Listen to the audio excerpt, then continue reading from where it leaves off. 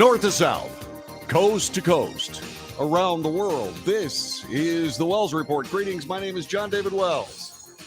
We bring you the news, the real news. We analyze the news for fact and bias. We point out both. I make commentary, and then we debate. The commentary is just my opinion, which is why we debate. You can debate the commentary, you can debate the news, what it means to you, what it should mean, what it doesn't mean. And you can do that by going to the chat room, which is going on right this moment. So far, no one has won the chat room derby yet. We'll see what happens imminently. Yeah, this is about debate. Oh, Yvonne Field wins the chat room derby. Welcome, Yvonne. Good to have you here. Welcome to the Wells Report. We do this every day, Monday through Friday, from 2 p.m. until 5 p.m. Central Time. Now, when I say Monday through Friday, except for this week, I'll be off on Friday. I've got some other business I've got to take care of, and so I'll be off on Friday this week. So tomorrow will be the last day of the work week for me. And there you go. Gary Abshire has joined us. Gary, thank you. Thank you very much. Gary has just become the biggest donor to the Wells Report, and I sincerely appreciate your very kind patronage. Means a lot to me. I was thinking about that today, and I was thinking about how in my broadcasting career, the people that have always been there for me, not my bosses, not my companies. The people who have always been there for me are the listeners and the viewers. You have always been there for me. And so I was trying to rationalize in my head, my decision to open up a Patreon, which is a way for people like you to fund people like me. And I was saying to myself, is that the right thing to do? I've always thought of this radio broadcast as free. I've always thought it as something that is literally a call to a mission that I learned when I first got my first FCC broadcasting license. And that was to operate in the public interest as a public trustee. This is how I've run my entire career, coming up on 50 years, a half a century in broadcasting. I started when I was -2. Let's move on. Anyway, I was wondering whether or not, because you don't pay for the radio. I mean, you punch on the radio or you punch on television, you really don't pay, although people pay the company that brings you television. And I was trying to figure this out. And then I realized that maybe, and I could be wrong, but maybe it's a situation to help or let or invite people that have always been there for me to fund this broadcast. It's a convoluted process. You do a show and people watch or they don't, or they listen or they don't, and you get ratings or you don't. Then I've been very successful because of you. Very successful in a rating standpoint. And that's theoretically supposed to roll downhill so that your radio company finds you valuable and then pays you more money. Well, that's been less spectacular. As a matter of fact, it's been rather dismal. But that being said, I have a half century of thanks for all of you who have followed this broadcast and made it possible. And now, as I'm unattached and I'm doing this independently, a lot of different things have happened. I'm no longer bound by company edicts about programming and content. Now I can pretty much use my broadcasting knowledge, experience, and my ideas about what this show ought to be. And I've made myself the boss. And now you are my customers. And so if you care to help this show, please do, because this is kind of the way I make a living now.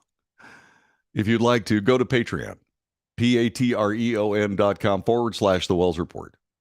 they give you an option of what you can do and what you can't do. You know what I mean? What you can do or what you can donate and so on and so forth. I didn't put anything up there like a subscription, but most Patreon people have a subscription, and mine is $1, $5, $10 a month. It closes off there. And so if you've got a buck that you want to spend per month, that'd be great. You got 5, you got 10, that's fine too. I will live up to the fact that you pay my salary now, and I will do the best job I can for you. How's that for a job interview? Our telephone number is 817-379-2172, 817-379-2172. And you can join us on the chat room. People have already been there. Let's see. Margaret Jones says hi from Nevada. Hello, Margaret Jones. Let's see. Tomorrow is Wednesday. Did I say that? So tomorrow is Wednesday and Thursday. So Friday I'll be gone. So for the next 2 days. Sorry. Thanks very much. I screwed up the calendar thing. Let's see. What else? So I'll be off on Friday in case I mangled that for some reason because I was thinking about what I was going to say regarding the listener thing. You can tell I'm very, very uneasy about it. It's just one of those things, man. It's like, anyway, let's see. Is James going to take my place on Friday? I don't believe so. I believe James has a lot of things cooking. He's talking about the absolutely magnificent, the guy who runs the James Show. For stepping in, James Parker is the guy who does that. And James Parker stepped in for me when I was down on the border as a soldier of Texas, and I sincerely appreciate his efforts. He's not going to be able to fill in today. I did not ask him. Maybe I should. Let's see what else is going to happen. Let's see. Margaret Jones, we already said hi to Nevada. Gary says, until you get sponsors, we got to pay to play. You don't get to go to the movies for free. Thank you, Gary. Thank you very much. He is now the official largest donor to the Wells Report that we have. Thank you so much, Gary.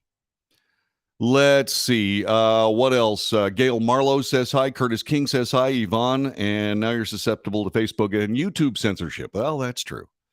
Well, the thing about it is this broadcast does something a little different than people who get in trouble with Facebook. We do things a little bit differently here.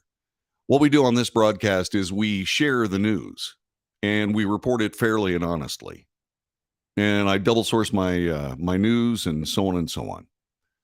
And so what I do is I basically repeat the news. And instead of saying this so-and-so and that so-and-so is a rotten SOB, SOG, blood, whatever, I ask questions.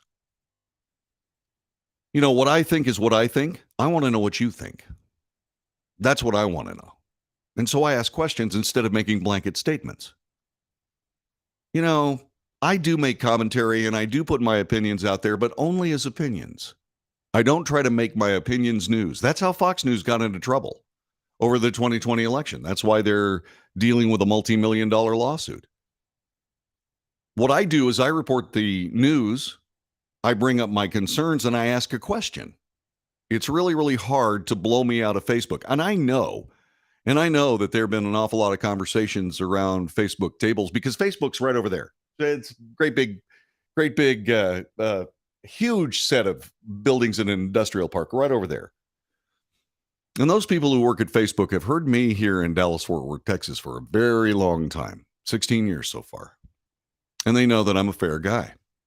And I think that that's probably what kept me out of trouble with Facebook. As far as YouTube, don't know anything about YouTube. We're relatively new there. As far as Patreon, they pretty much let anybody do whatever they want to. And that's okay with me too. And so what I'm working on right now is I'm working on making sure that you get a credible broadcast of the news every single day. And if you feel like supporting it, that'd be wonderful. And we'll see if we can keep this boat floating for a while. We'll see. All right, so let's talk a little bit about what's going on. Speaking of floating boats, it's been raining around here. I don't know that you're aware of that, but it's been raining around here. We had this strange, like, fluid stuff falling from the sky. We hadn't seen it forever. And now we have too much. So, yeah, the boat is floating in Dallas more than Fort Worth. But, yeah, the ground soaks up pretty fast here. And then the water runoff creates problems. And they're having trouble in Dallas.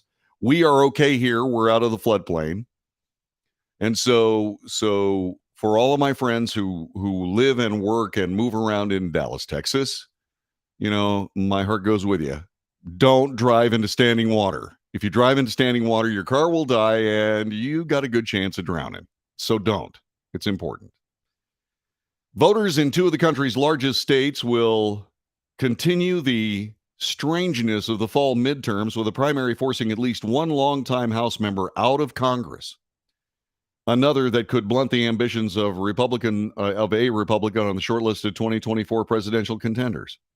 In Florida, Governor Ron DeSantis is among the top Republican names on the potential presidential contenders of 2024, but he's got to win re-election. Democrats would really like to thwart those White House ambitions, even as the Sunshine State has drifted GOP in recent years. This from USA Today, in case you're wondering.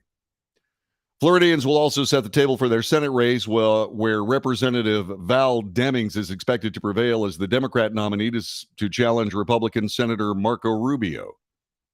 The interesting thing about Marco Rubio is Rubio essentially retired from the Senate. After his presidential run, he retired from the Senate and said, I've had enough. And then the other Florida Senate seat came open, and Floridians, not just Republicans, came after him. And so he decided to pick up that mantle yet again. I don't suspect he's going to have a problem in this election. The other races to watch take place in New York, where Democrats have a few intra-party clashes, with incumbents battling each other because of the state's legislative redistricting process. Two committee chairs, Jerry Nadler and Carolyn Maloney, have been engaged in a heated political primary after a state court combined their two congressional districts. And in a year when House Democrats are at risk of losing the House majority, Representative Sean Patrick Maloney, the leader of the 2022 campaign organization, faces a tough re-election against a progressive foe in a district that could be competitive this fall. Let's hope not. Let's hope not. We don't need another progressive voice in the United States Congress at all.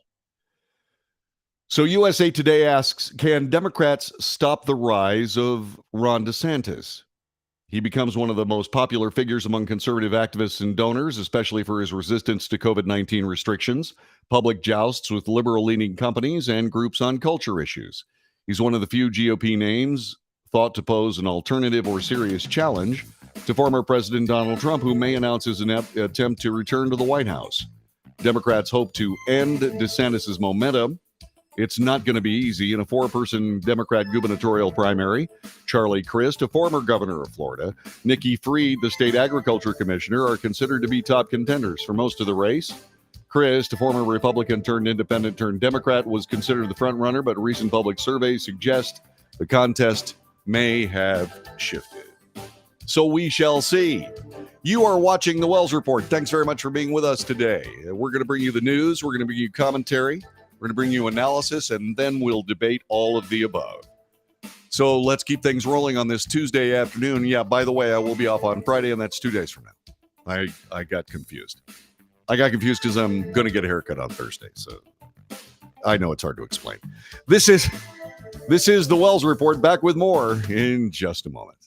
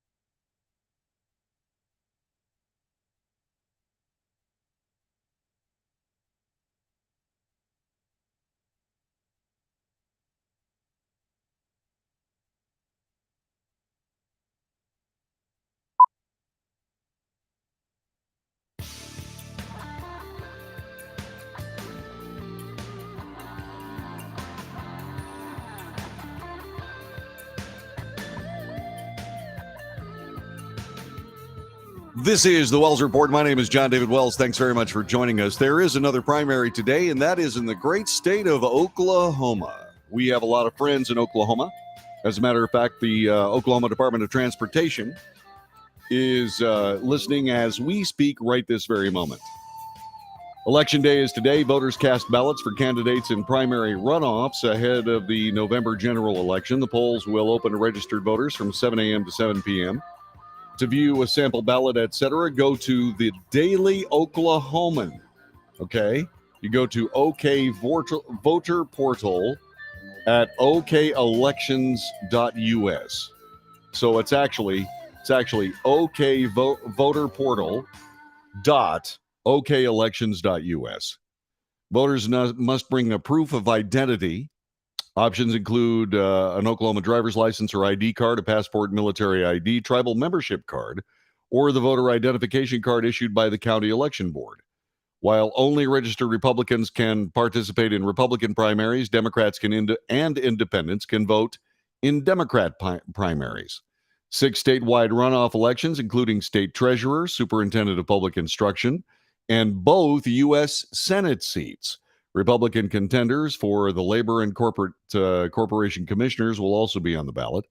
Oklahoma County voters will be voting on District 1 and 3 county commissioners, the district attorney, and some legislative seats.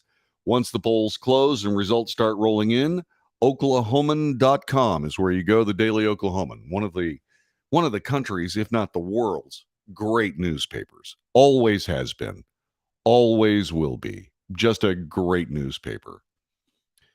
So once again, I'm reasonably sure that it's going to be Val Demings and Marco Rubio for the Florida Senate seat. I really do expect that Val Demings will not win that election. Like I said, Mario Rubio is incredibly happy or incredibly good at what he does, and is very popular. Marco, not me. Did I say Mario? Marco Rubio. And so a lot of people are very, very happy with what he does. Now, that being said, Val Demings is a former Orlando police chief. She was the favorite in the Democrat primary. Multiple surveys in the past month showed Demings picking up steam with her tied with Rubio or leading.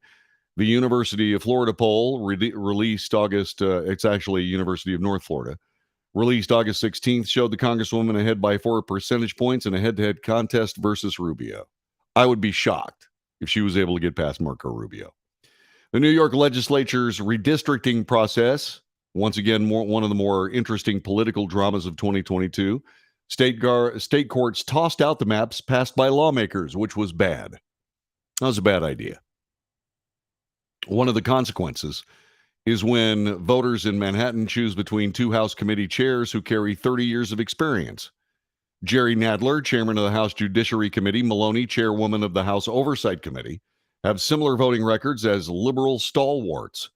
Polls had them neck and neck until recently, when sentiments appeared to have broken for Nadler, who was at the forefront of the Trump impeachments. This past week, he received a surprise endorsement from Senate Majority Leader Chuck Schumer, who broke with the rest of the New York delegation that had remained largely silent about the intra-party fight. Sticking with the Empire State, Representative Sean Patrick Maloney is having to juggle dual roles. As the chief of the Democrat Congressional Campaign Committee, he's overseeing the efforts to save the party's House majority. But in the 17th Congressional District, which gobbled up parts of his old district, he's running against State Senator Alessandra Biaggi, who's been endorsed by Representative Alexandria Ocasio-Cortez. Please do not elect Biaggi. If you happen to be a New York Democrat, please be a New York Democrat. Stop being a New York socialist. I know that's a heavy burden to request, but please, for the sake of the nation, please, for the sake of the nation, goodness gracious sakes. This is the Wells Report. John David Wells at your service, and I will be right back coming up following this very, very short break. Okay? So stay where you are as we bring you the news. We bring you analysis, commentary, and debate. It is the Wells Report.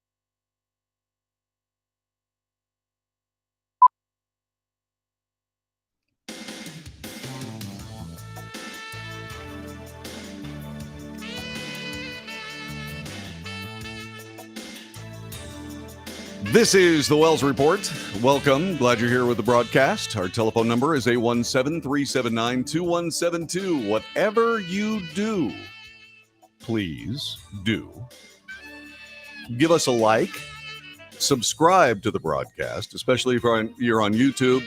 Subscribe. If you haven't done that yet, please by all means do. Jesse has checked in. What's going on, Jessica Hamilton Kennedy? It was so great to be with you and Colin the other day. Had a great time with you. I hope you had a great time with us. Yeah, Gary says this really, really well. I can't imagine stopping my life to try to represent anything in this country from grassroots to the White House. Politics is something you cannot wash off when it's over. You share the same exact idea that George W. Bush shared. He said, I spent all the time I want to in that swamp, and I'm getting out. And he was glad that it was done. And he immediately started doing other things. His political commentary is few and far between. And he's been a very, very good ex-president. I like it when ex-presidents sort of stand back and remain mostly silent. I wish I could say that about President Obama. But somehow I believe he's calling the shots in the Biden administration, along with the rest of the presidium behind Joe Biden. Because one thing is for sure, with every day that passes, we are more and more sure that Joe Biden is not running the show. Somebody is running it for him. And that is spooky to a degree. It really is.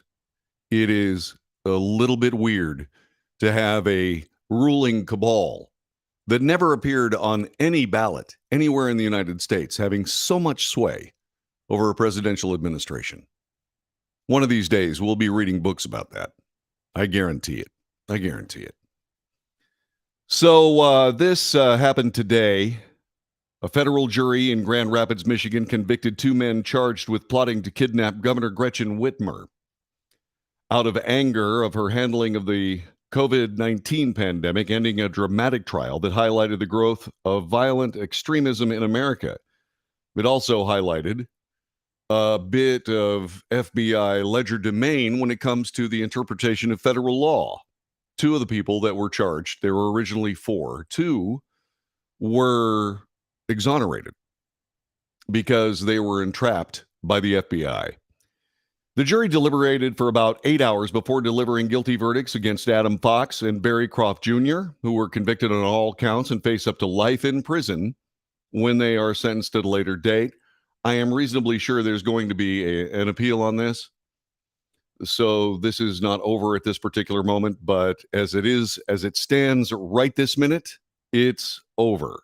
These men have been convicted of kidnapping conspiracy and conspiracy to possess weapons of mass destruction.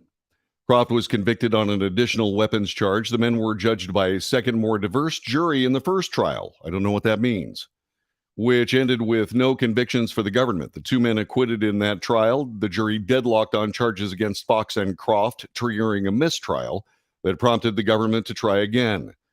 The historic case ends with four men going to prison and two men going free 2 years after the FBI arrested all six defendants. Apparently there were six. I didn't realize that. Okay, so that makes sense. Okay, so there were six to begin with. Four were exonerated. Two, not so much. They were charged of plotting to kidnap the governor from her vacation home out of anger over the lockdowns regarding COVID-19, mask mandates and such, and blow up a bridge near her home to slow down law enforcement. The verdict brings important accountability for perpetrators of violence against public officials, said former U.S. Attorney for the Eastern District of Michigan, Barbara McCade.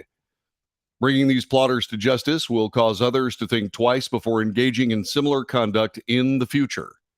And while we're on the idea of similar conduct in the future, this is a perfect example of why those of us who disagree with the prevailing government must be cool and calm and American.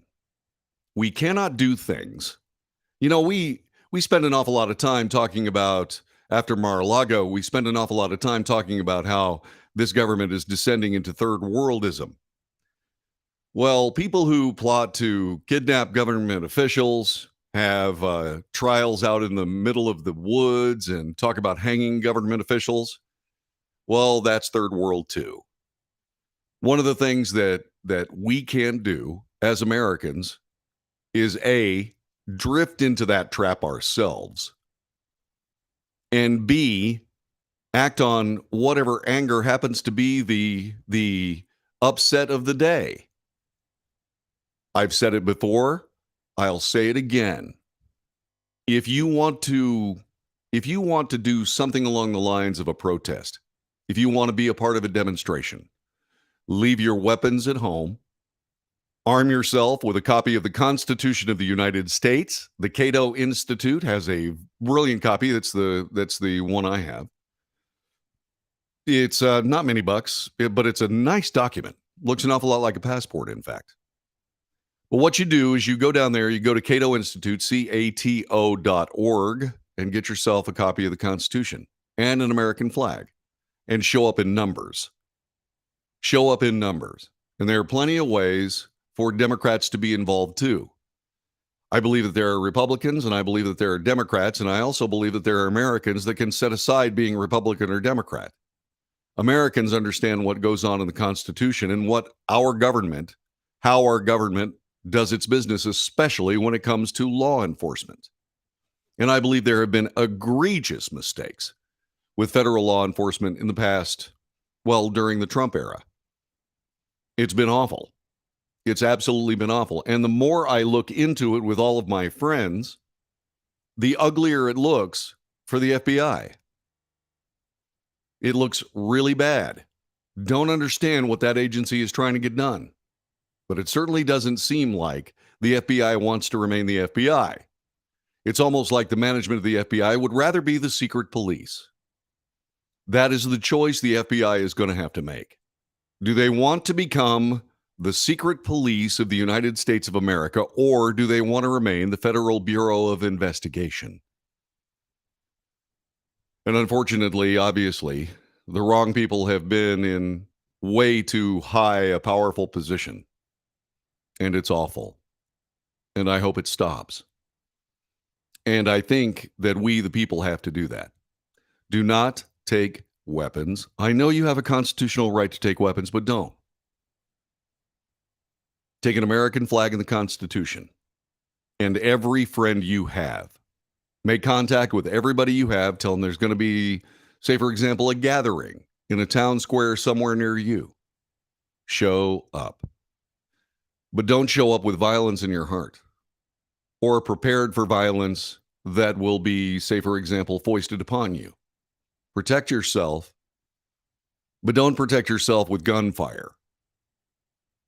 Because if you do, you're going to end up being the poster child for American extremism, American right-wing extremism, the fascism that obviously is the cornerstone of Republican politics, just like these guys are. They made a huge mistake, and two of them are going to pay for it, with lengthy prison terms. Absolutely true. So don't cross police barriers. Don't take a punch at a police officer. Don't do any of that. Let the BLM protesters do all that. You have to create a difference between the way you protest and the way leftist crazy thugs protest. You have got to make sure that you know the difference. It's essential. We can't give a left-wing crazy government willing to encircle itself with razor wire, call out the troops with real weapons of war pointed at us.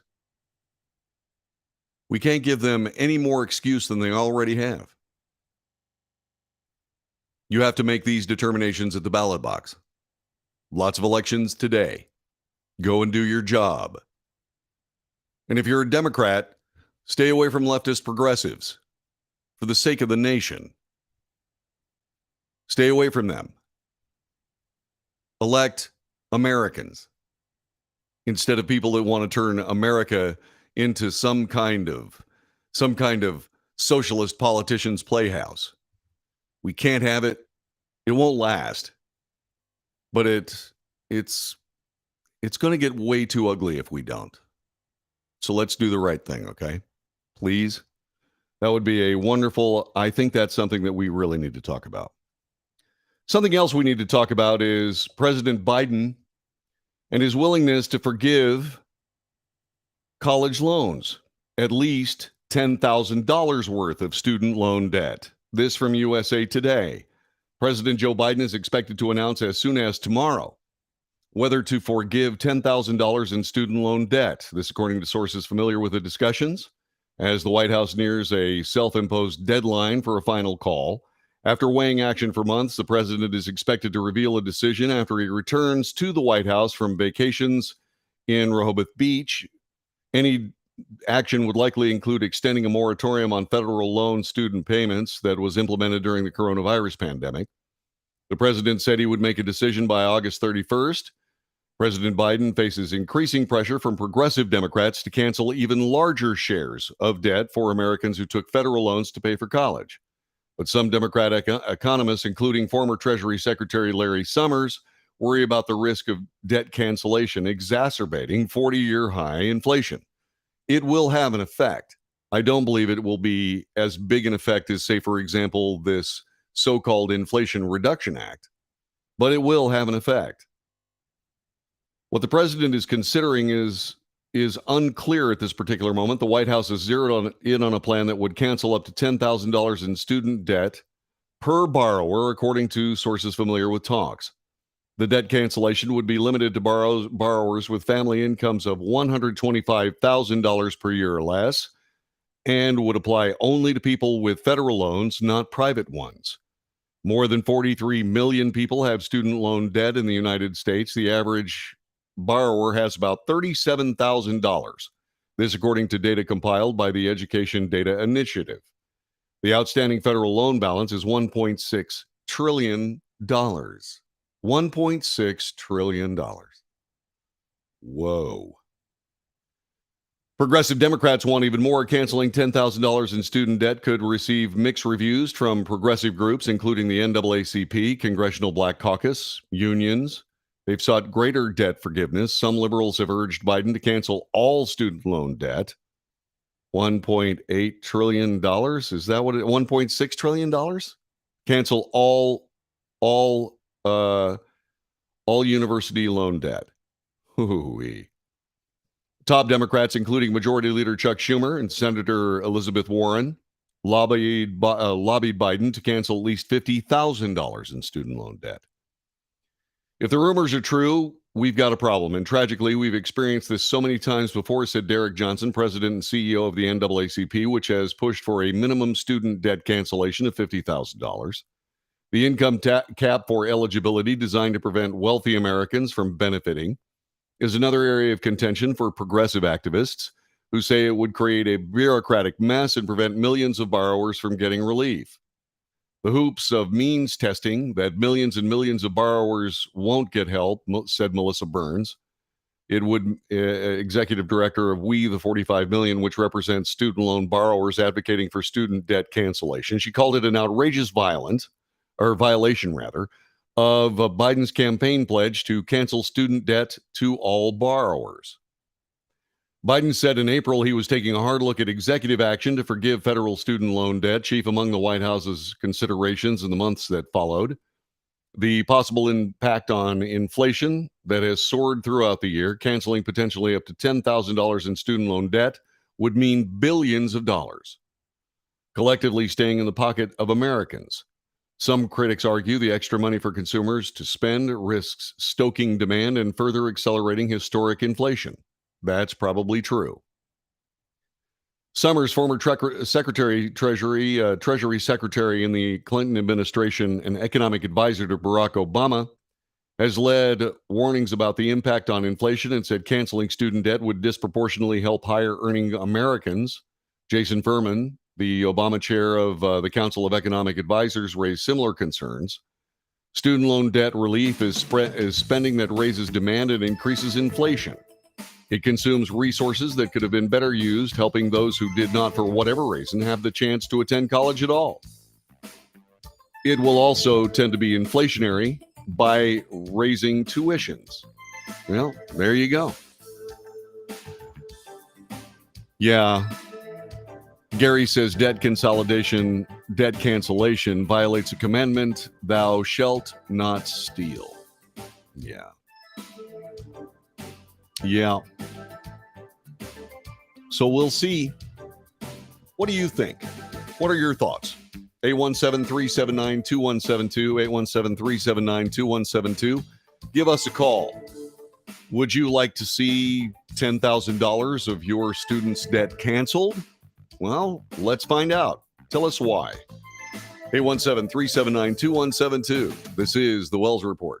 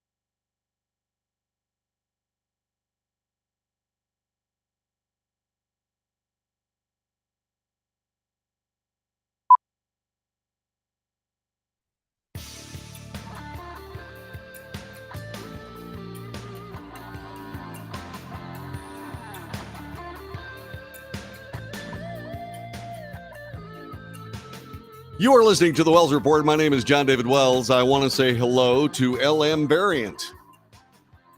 What is LM Variant? Is it another sickness? No, this is someone from Twitch.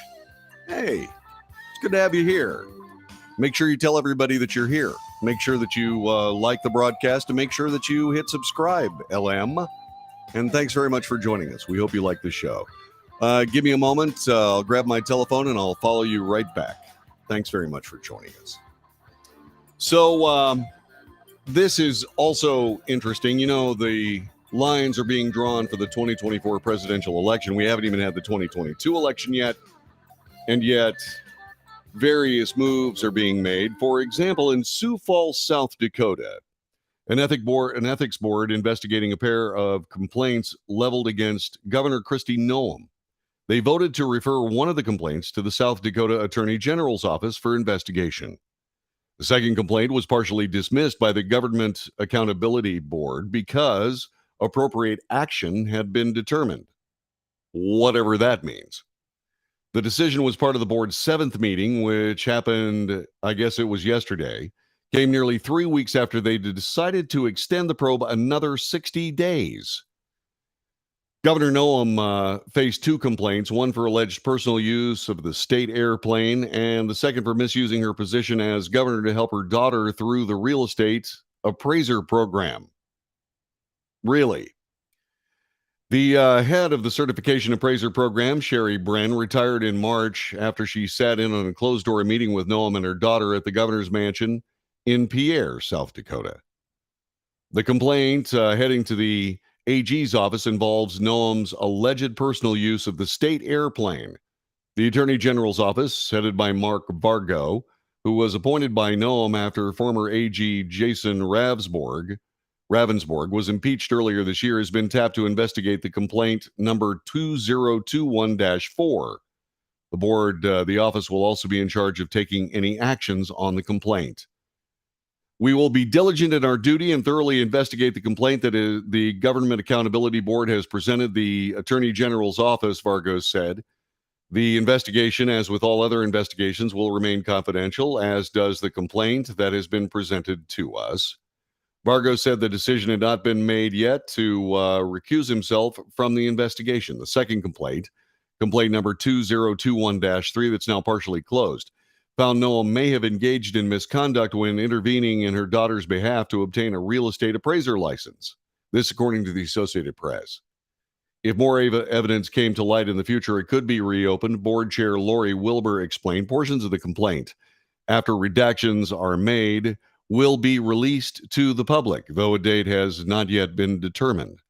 The decision also came before a scheduled meeting today of the Rules Review Committee in Pierre, where changes to the appraiser certification program are expected. Proposed rule changes include revising exam requirements for certain credentials and bring rules into closer alignment with federal law. Kristi for Governor Communications Director Ian Fury responded to the board's decision Monday evening with a statement calling the action illegal. Quote, "The actions taken by the GAB today did not follow the state law or precedents," said Fury. "They have yet to point to one single statute the governor has violated in either of these complaints." He went on to call the complaints, quote, "all political and filed by a disgraced former attorney general who literally killed a man, lied about it, and tried to cover it up," unquote. Non sequitur. Governor Noem was the first to call him out for this. He filed these complaints in retaliation. He then doubled down and said Noem's daughter did not receive any special treatment and that the first-term governor followed the law. "It's unfortunate the board chose not to bring this charade to an end today," he stated.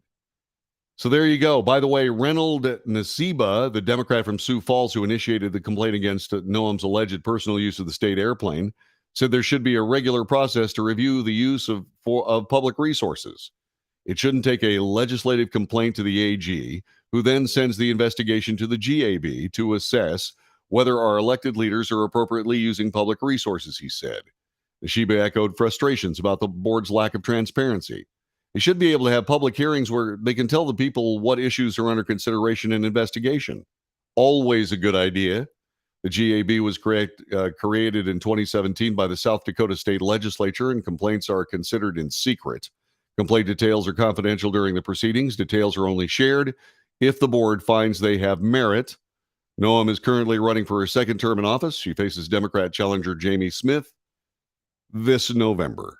And so there's probably somewhere in this, there's some politics. And we'll see. By the way, LM Variant says, who's going to pay for all of these college loans? Well, yeah, then he answered himself or herself, the U.S. taxpayer.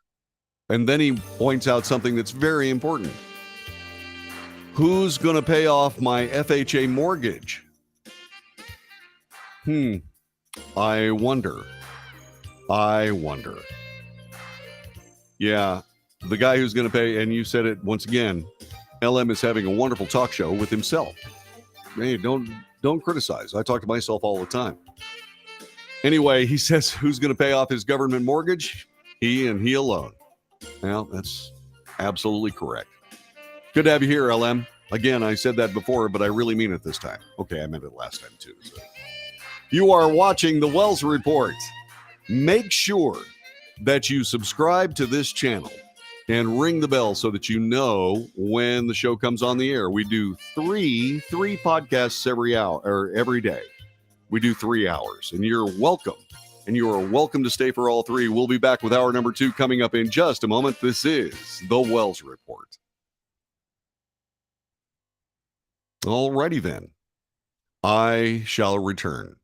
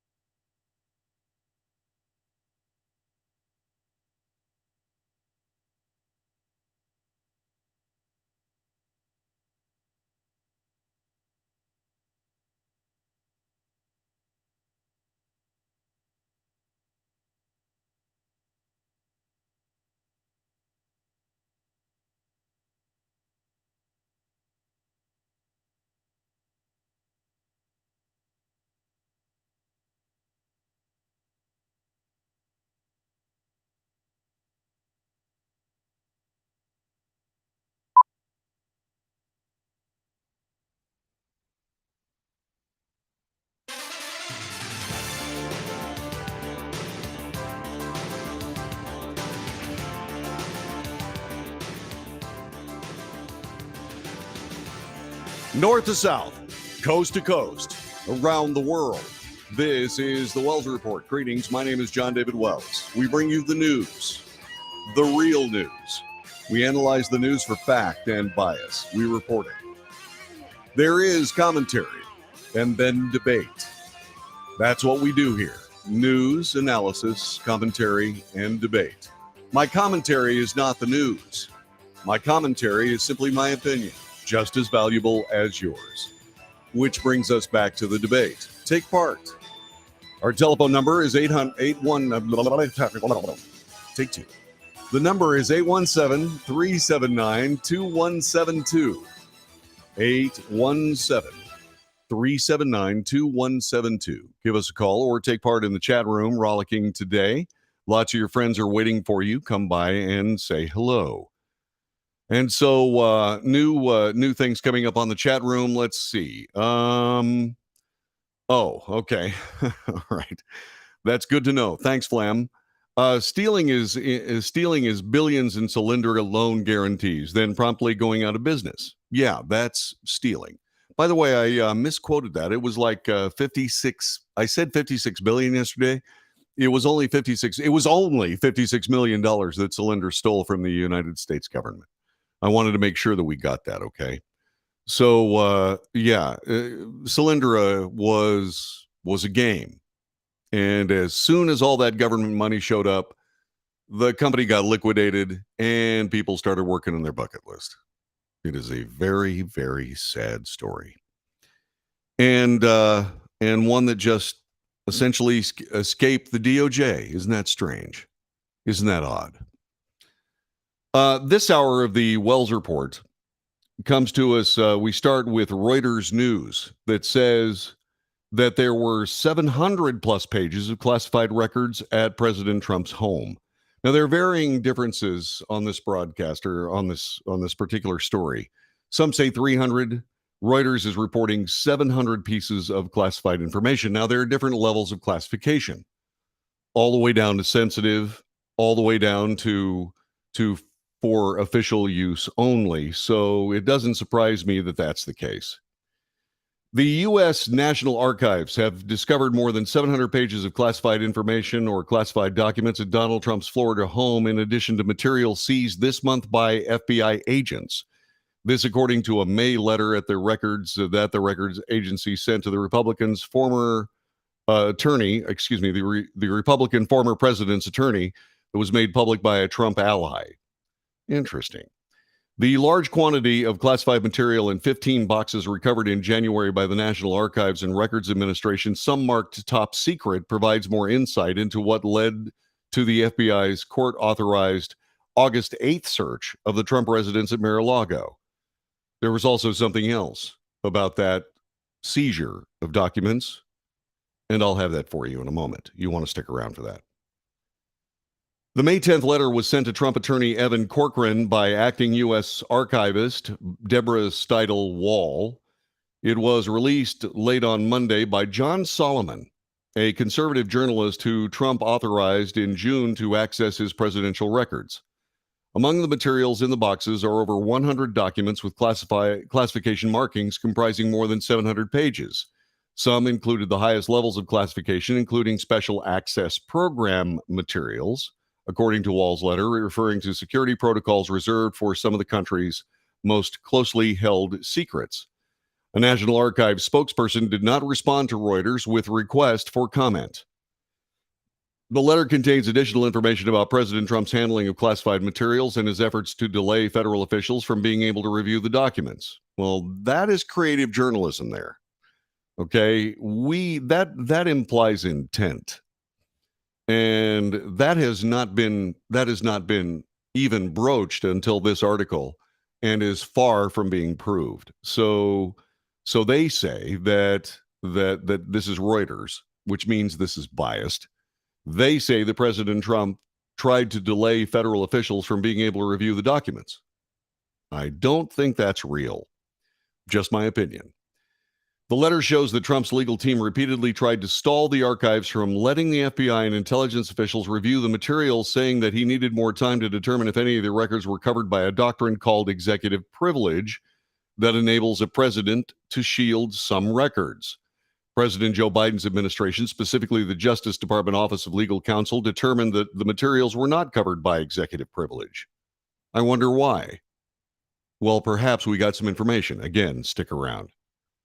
It found that there is no precedent for a former president to shield records from a sitting president using executive privilege when the materials in question legally belong to the federal government, according to the letter. Even after Trump returned the 15 boxes to the archives, the Justice Department still suspected he had more classified material at Mar-a-Lago. Well, that takes us to June. And if indeed they thought the Justice Department still suspected he had more classified material at Mar-a-Lago, why didn't they take it in June? The August 8th search was part of a federal investigation into whether President Trump illegally removed documents from the White House when he left office in January 2021, and whether he tried to obstruct the government's investigation into the removal of those records. In a lawsuit, now see once again, they're talking about the federal investigation, and the federal investigation into whether Trump illegally removed documents from the White House, probably not true. And then they say again whether he tried to obstruct the government's investigation into the removal of the records. Earlier in the story, they said he did try to obstruct. You know, when you're doing journalism, you really have to stick to the truth. And once again, this particular statement proves the bias I just pointed out earlier in this article. So keep that in mind when you read Reuters material, especially regarding President Trump. It's biased information.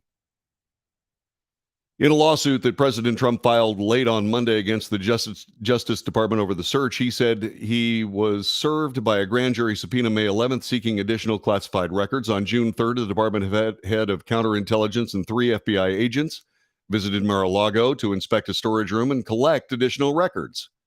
Trump received a second subpoena later that month seeking surveillance footage from the security cameras, which he also provided. This doesn't look like a guy who is trying to hide anything from anyone. So why is this way? Why are we seeing this? During the August 8th search, Reuters reports that FBI agents recovered more than 20 additional boxes containing 11 sets of records marked as classified. Again, they don't tell you what the classification was. They just say that they are classified, several different layers of classification. Now, the following comes from John Solomon. He has a website called Just the News. I have not been able to confirm this article. I've not been able to confirm it. And the reason that I say that is because I can't find it in any other news service anywhere, including Reuters. So, as you know, the editorial policy of the Wells Report is to double source all information. If I can't double source it, it's unconfirmed. But John Solomon is a solid guy who has deep connections with President Trump. President Trump trusts him. And so in this particular case, I will trust him too and report this story. But remember, what I'm about to tell you is unconfirmed because I can't verify it with another source. And that's what we do with everything on the Wells Report, every single thing. And if I can't find another source, and in this particular case, I suspect because it has exculpatory properties against President or for President Trump, I suspect that nobody wants to touch it because they're trying to tell a different story. But that's up to you. You decide. Long before it professed no prior knowledge of the raid on President Trump's estate, the Biden White House worked directly with the Justice Department and National Archives to instigate the criminal probe into alleged mishandling of documents, allowing the FBI to review evidence retrieved from Mar-a-Lago this spring and eliminating the 45th president's claim of executive privilege. This according to a contemporaneous government document reviewed by Just the News. The memos show then White House Deputy Counsel Jonathan Su was engaged in conversations with the FBI, the DOJ, the National Archives as early as April, shortly after 15 boxes of classified and other materials were voluntarily returned to the historic agency from the Trump Florida home. By May, Sue conveyed to the archives that President Joe Biden would not object to waiving his predecessor's claim to executive privilege, a decision that opened the door for the DOJ to get a grand jury to issue a subpoena compelling Trump to turn over any remaining materials he possessed from his presidency.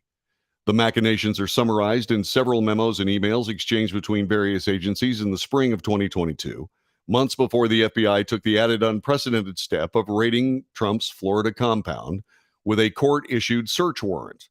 The most complete summary was contained in a lengthy letter dated May 10th that acting National Archivist Deborah Steidel Wall sent to the Trump lawyers summarizing the White House's involvement. On April 11th, the White House counsel's office, affirming a request from the Department of Justice supported by an FBI letterhead memorandum, formally transmitted a request that the NARA, the National Archives, provide the FBI access to the 15 boxes for its review within 7 days, with the possibility the FBI might request copies of specific documents following its review of the boxes. Wall wrote to Trump defense attorney Evan Corcoran. That letter revealed that President Biden empowered the National Archives and Records Administration to waive any claims to executive privilege that President Trump might assert to block the DOJ from gaining access to the documents. Here's the quote. The counsel to the president has informed me that, in light of the particular circumstances presented here, President Biden defers to my determination, in consultation with the Assistant Attorney General for the Office of Legal Counsel, regarding whether or not I should uphold the former president's purported protective assertion of executive privilege. I have therefore decided not to honor the president's protective claim of privilege. And so, the Biden administration, after assuring the American people that they had nothing to do with the Mar-a-Lago raid, facilitated the Mar-a-Lago raid according to this unconfirmed report from Just the News. Now, presidents don't do this to other presidents. Executive privilege is worthless if the succeeding president can simply just wave it off from a preceding president. So consequently, there is no executive privilege.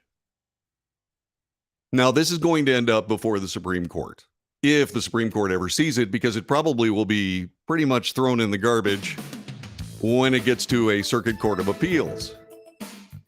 All right, but this unconfirmed report is saying that the Biden administration essentially created a path for the DOJ to start looking at these materials.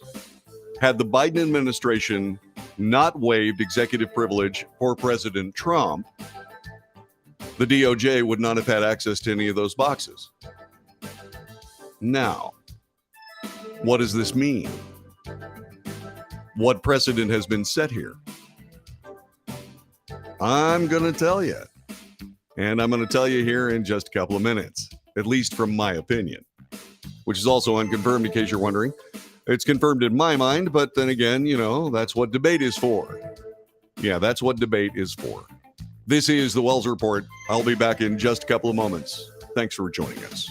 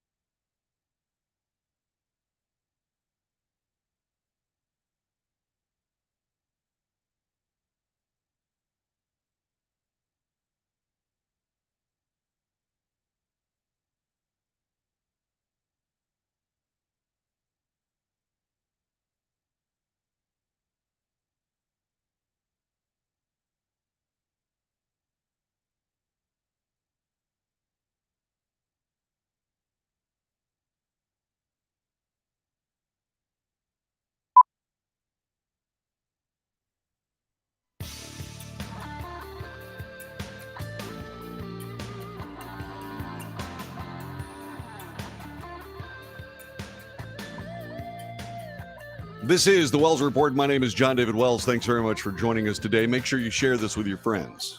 Give us a couple of likes if you get a chance. If you haven't done that today, please do so. And also subscribe. Ask your friends to subscribe. And if you would like to financially support the Wells Report, you can do so by going to patreon.com/the Wells Report. patreon.com/the Wells Report. Please do. It would be very nice if you did. A Department of Justice taint or filter team has been reviewing documents seized by the FBI during its raid on former President Trump's Mar-a-Lago home, according to Fox News. Senior law enforcement official familiar with the process told Fox News the review began soon after the search warrant was executed on August 8th. All right, so here's what we have here. Here's the state of play. The state of play at this particular moment is the DOJ is absolutely sure, absolutely positive that the affidavit that supposedly created probable cause for the search on August 8th at Mar-a-Lago in the first place is too sensitive to, it's just too sensitive to release in total.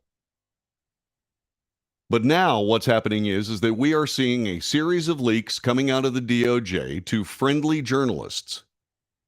And that's what's happening here. You can't have it both ways.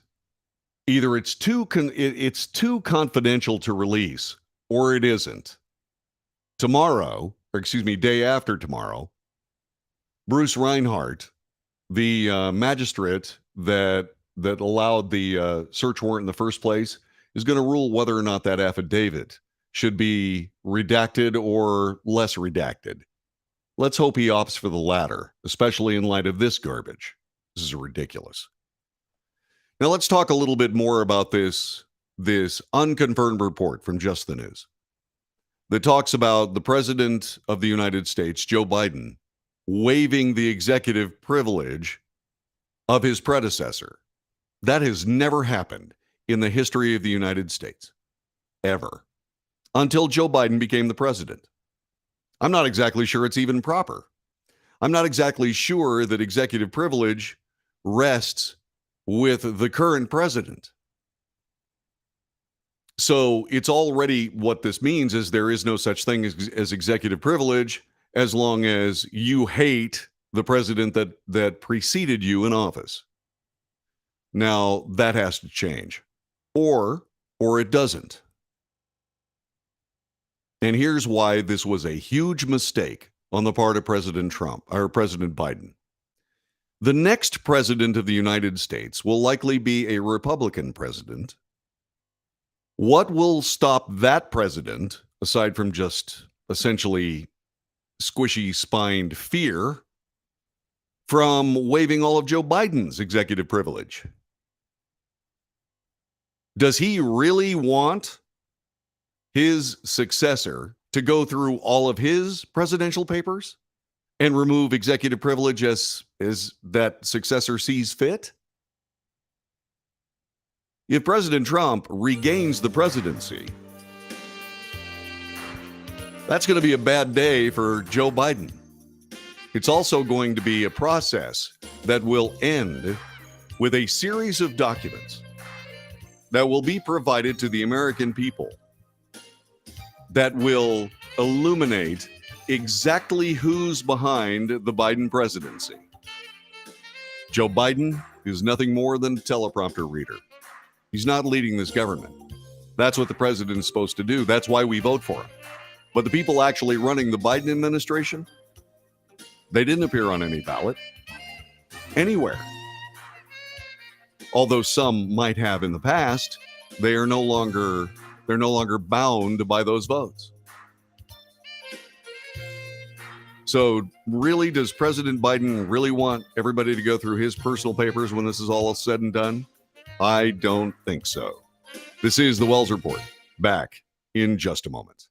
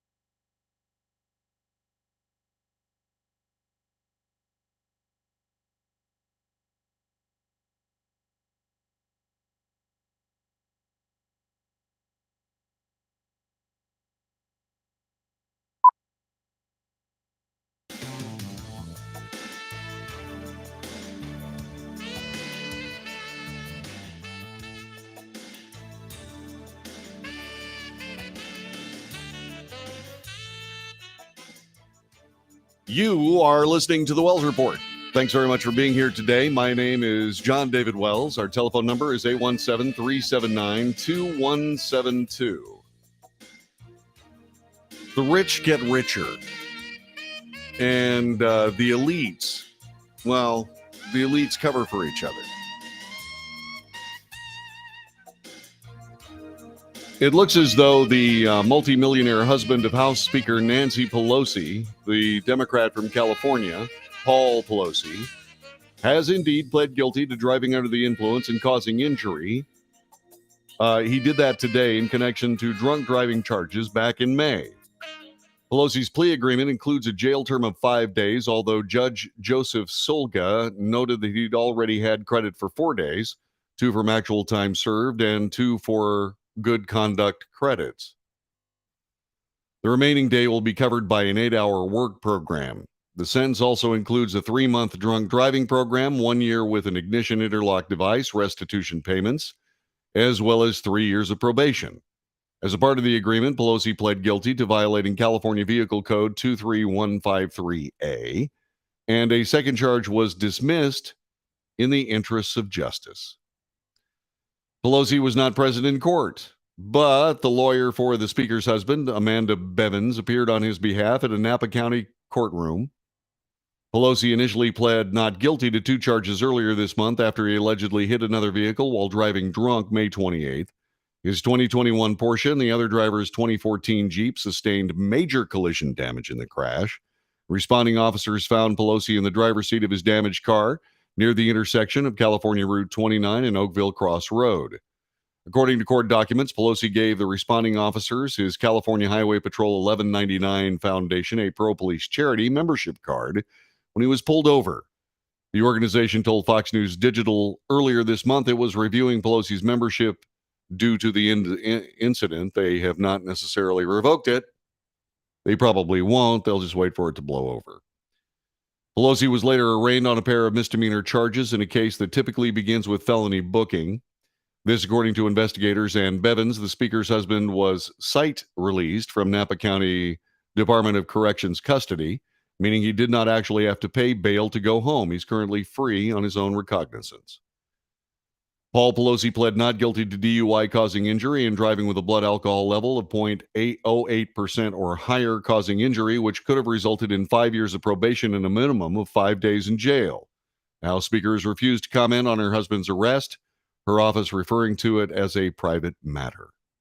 Okay, it's a private matter. Now, normally, in the course of reporting the news on the Wells Report, we do not trade on personal misfortune.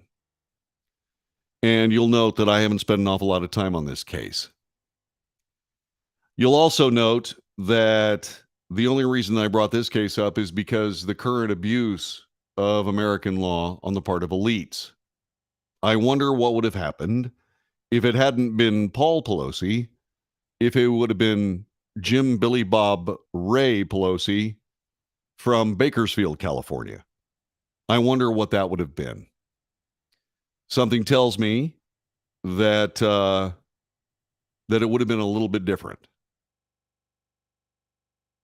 And all I can say is this two-tiered justice system is going to ruin a lot of things. And we better stop it. We better stop it. In Texas, we elect our own judges. We elect all of our judges. Every single one of them, even the Supreme Court justices, are elected by the people. What this does is it takes a certain level of control of the judicial branch of any of the governments in the United States. They're all modeled after the Constitution. Tripartite government, executive, legislative, and judicial. And what it does is it takes out of the hands of politicians who sit in judgment of us. And as far as I'm concerned, it is absolutely essential that until the federal judiciary realizes that playing politics is not their job, we should indeed elect judges of this nature. Now, you can't do anything about state justices. You can't do anything about state judges that are, say, for example, not in Texas. But imagine what it would be like if every 4 years during presidential elections, we also elected federal judges. What would that be like? It would change the face of America. Indeed, what would it be like if we elected our Supreme Court justices? What would the court look like? Every 4 years, you elect two more Supreme Court justices. They serve 12-year terms. And then we would have a separate election for the Chief Justice of the United States. What would that look like? And again, you'd run it through the Electoral College. At least the Supreme Court justices. The actual federal district judges would be state elections, but they would be under the federal auspices because they are federal positions. The judicial branch of Congress is the judicial branch of our government is supposed to be apolitical. Is it? Ask yourself. Is the federal judiciary apolitical? In other words, they don't consider politics. A17-999-4499. A17, oh, that's the wrong number. A17-379-2172. A17-379-2172. Give me a buzz and tell me what you think. Tell me what you think. You know, I am very sure that there'd be an awful lot of federal judges that would find themselves out of work should they be in a situation where they actually had to run for their office as politicians do. Because the people in their particular federal districts, those people would have something to say about their judicial temperament. Imagine, say, for example, electing all of the justices in the circuit courts. During federal elections, you'd also elect the judges of the circuit courts of appeal. And while we're working on the circuit courts of appeal, what we need to do more than anything else is we need to reduce every circuit court of appeal to 9 justices, a chief justice, and 8 others. There are some courts of appeal that have over 20 justices. It's like, excuse me? What we need to do is we need to make sure that it's possible for we, the people of the United States, to see who's making what decision. You have these faceless committees in circuit courts. And these committees, these just random sets of judges, 3 usually, make a decision that is very important to people that are bringing these cases before the circuit court. The reason is because they've got so many justices, how would you ever hold any of them accountable? If you had 9, you'd know. You would know. And as far as I'm concerned, there would be circumstances where, like the Supreme Court, a judge would be able to make a judgment, or a couple of judges would be able to make a judgment that would speak for the entire Supreme Court. The rest would sign off on it.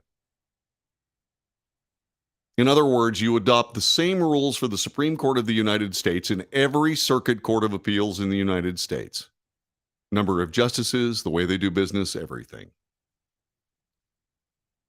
And those circuit courts, the actual circuits themselves involving all the states, those states would decide who sat on those courts.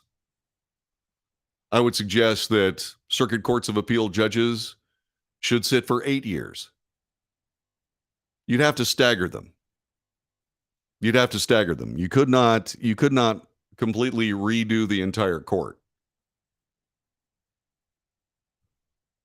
But that's something we need to do because politicians are screwing this up like art.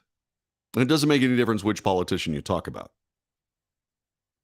You know, it was a very famous, ridiculous statement made by the Chief Justice of the United States, John Roberts, who said, there are no Obama judges, there are no Bush judges. We are all apolitical. Poppycock. Poppycock.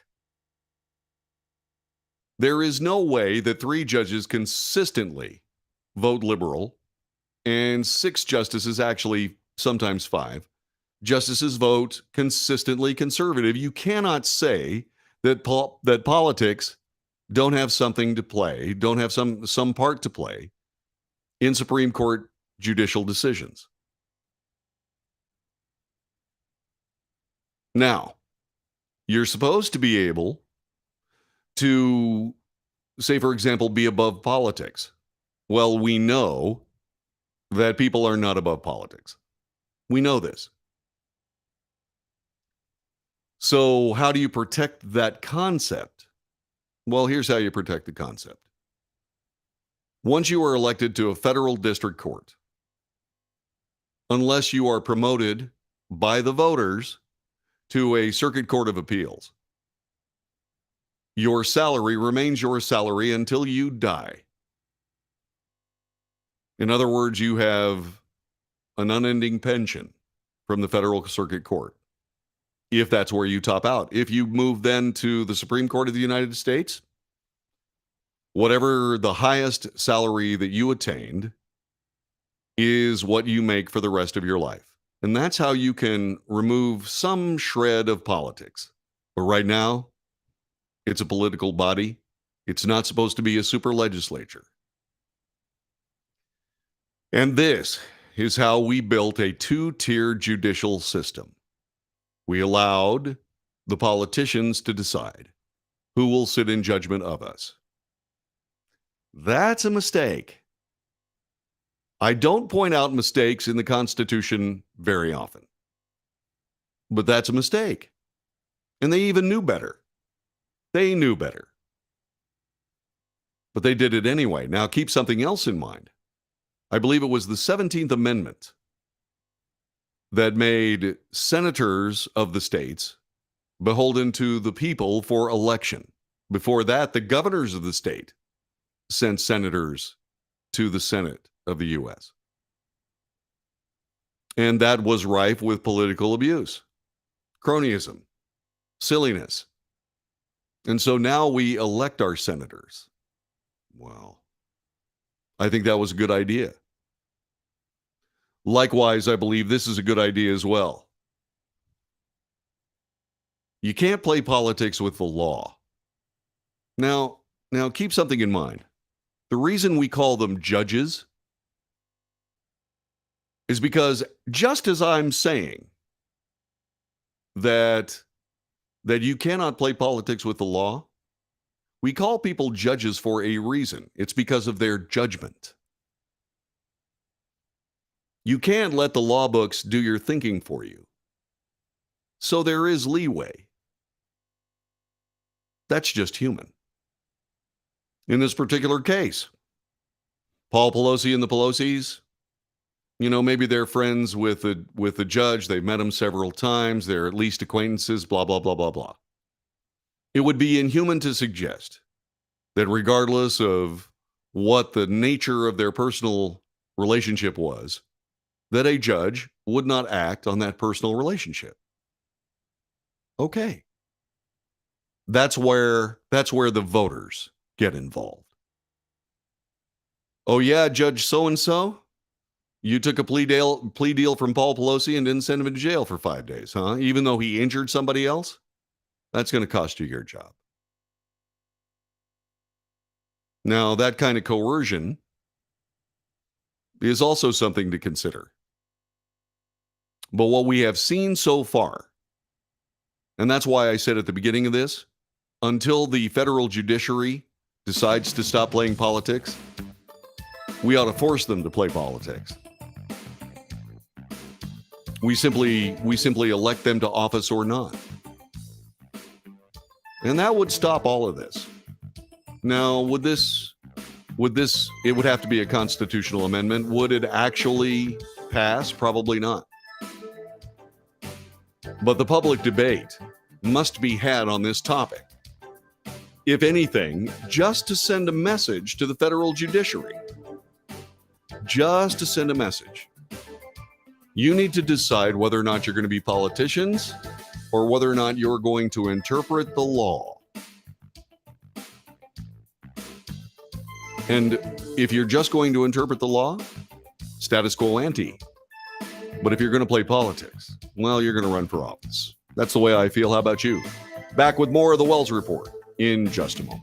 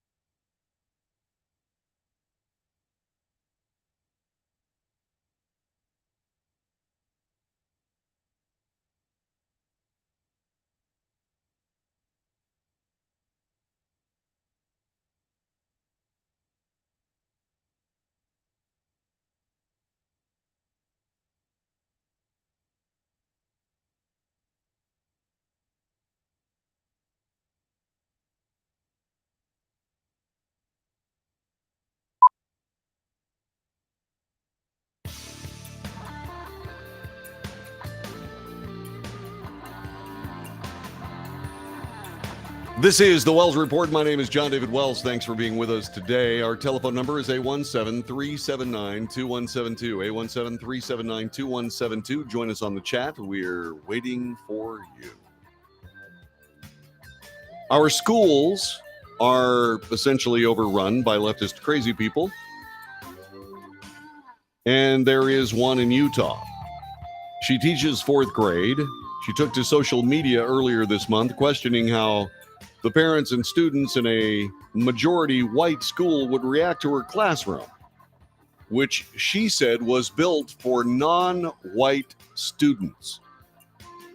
Quote, "For the first time in my life, I'm going to be teaching in a majority white school, and I'm kind of interested to see how students and parents react to my classroom, or if they even notice anything about it because it's built for non-white students," unquote. She teaches at William Penn Elementary School near Salt Lake City. The teacher explained that this was her first year teaching in a majority white school and that there are no white kids represented in many of the elements of her classroom, including the coloring pages that she offers to students.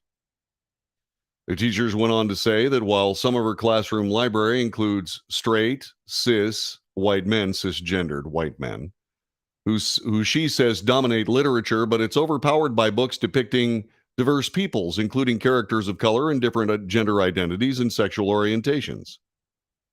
I feel like some parents might have something to say about that if my experience with posh white parents holds true for this year.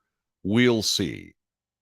The principal of William Penn Elementary issued a statement late Sunday night saying it was her personal commitment to ensure that every student feels safe and welcome. It's inappropriate for any employee to make students feel unwelcome in any way, shape, or form. The principal also noted the teacher had deleted the social media post, apologized for her comments, and that the district was investigating the situation to identify whether any district policies had been violated. Quote, when schools reopened last year for in-person education, we wondered whether parents would continue to stay engaged in education issues or whether this movement would fizzle out, said Nicole Neely, president and founder of Parents Defending Education, which reported the incident. We quickly learned that parents were even more worried than before because they no longer had a window into their children's educations. And videos like this prove that in many cases, those fears are well-founded.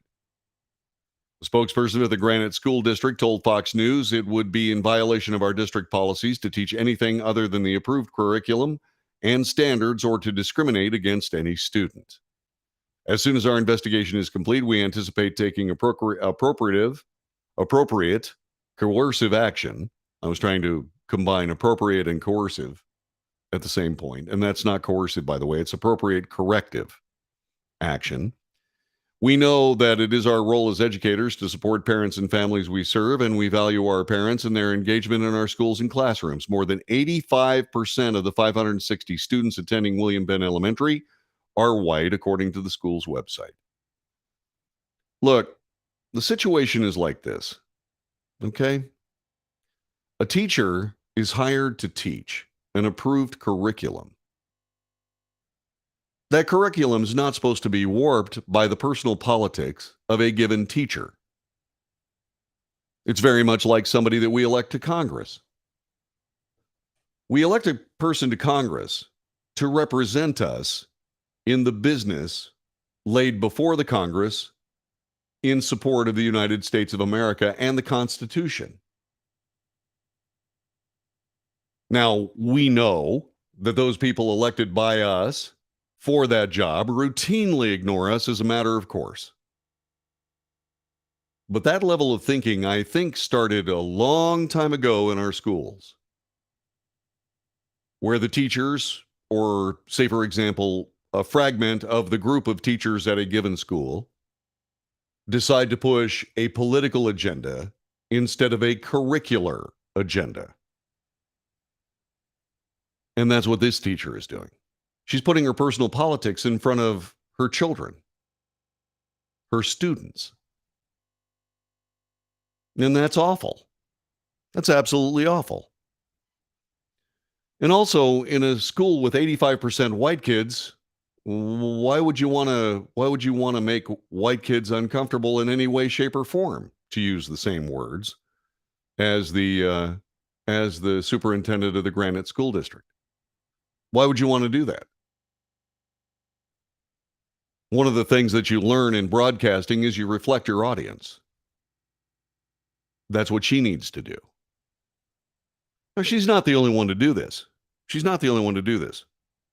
Take a look at any of the major network news stories.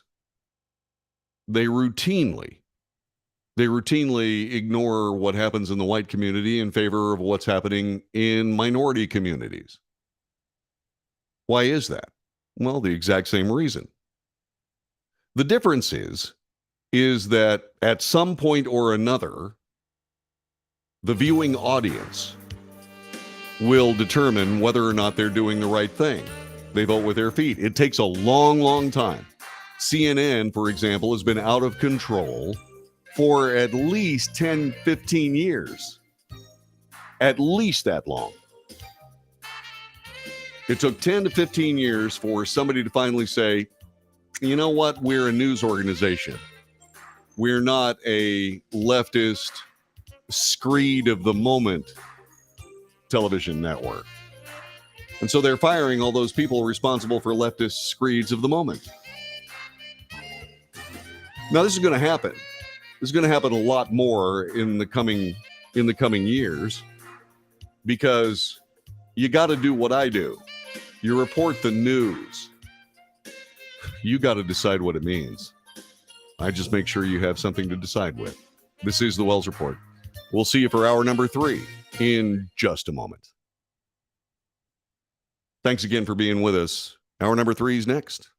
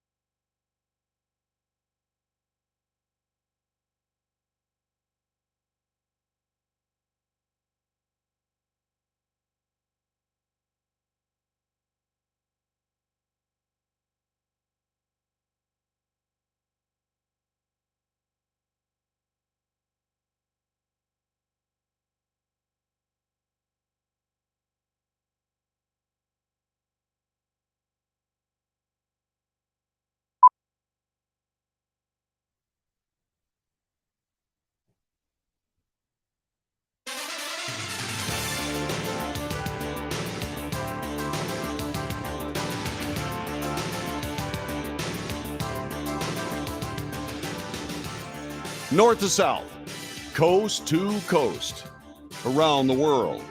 This is the Wells Report. I am John David Wells. We bring you the news, the real news. We analyze the news for fact and bias. We point out each. I make commentary. And then there's debate. Debate takes two forms. A chat room, which is going on right this very moment. If you are on YouTube, Facebook, Twitter, or Twitch, you can join our chat room right this very moment. I hope you do. And also, by the way, you can call me at 817-379-2172.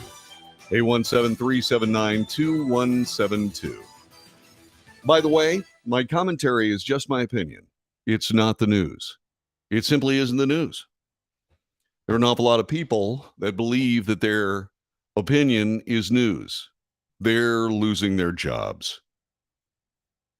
They're losing their jobs, and they should. I don't plan to lose this job. I plan to be here for a long time to come. Monday through Friday, except for this week, I'm going to take Friday off. Got some other things I got to do, and I'm going to take Friday off.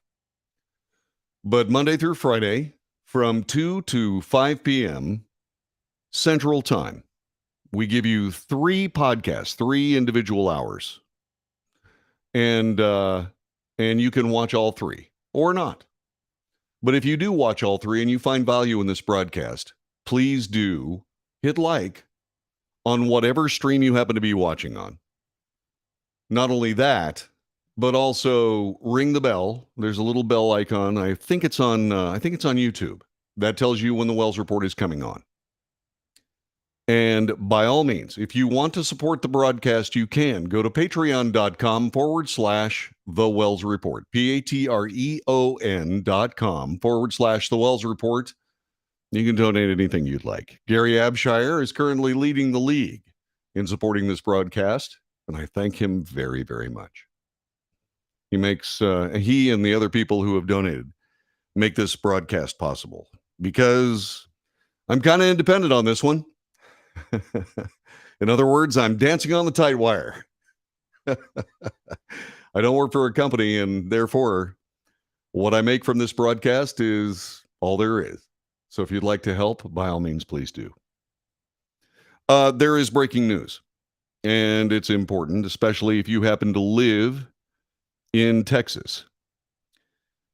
A California-based law firm has signaled its intention to name several agencies as defendants in a massive class action lawsuit set to be filed following the law enforcement response to the Robb Elementary School in Uvalde, Texas in May.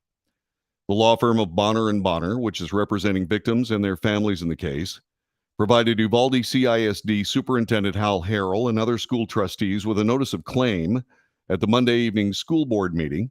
The firm plans to give notice to the city of Uvalde at Tuesday's city council meeting and to Uvalde County at Wednesday's commissioner's court meeting. The firm also plans to give notice to the Texas Department of Public Safety, the federal government, and possibly the FBI. The claim states the firm will be seeking $27 billion for the claimants, alleging numerous failures on the part of the district and law enforcement that contributed to the physical and psychological injuries of the victims. Bonner & Bonner says it is representing about a dozen families affected by the May 24th shooting and believes more will eventually join the claim, as do I.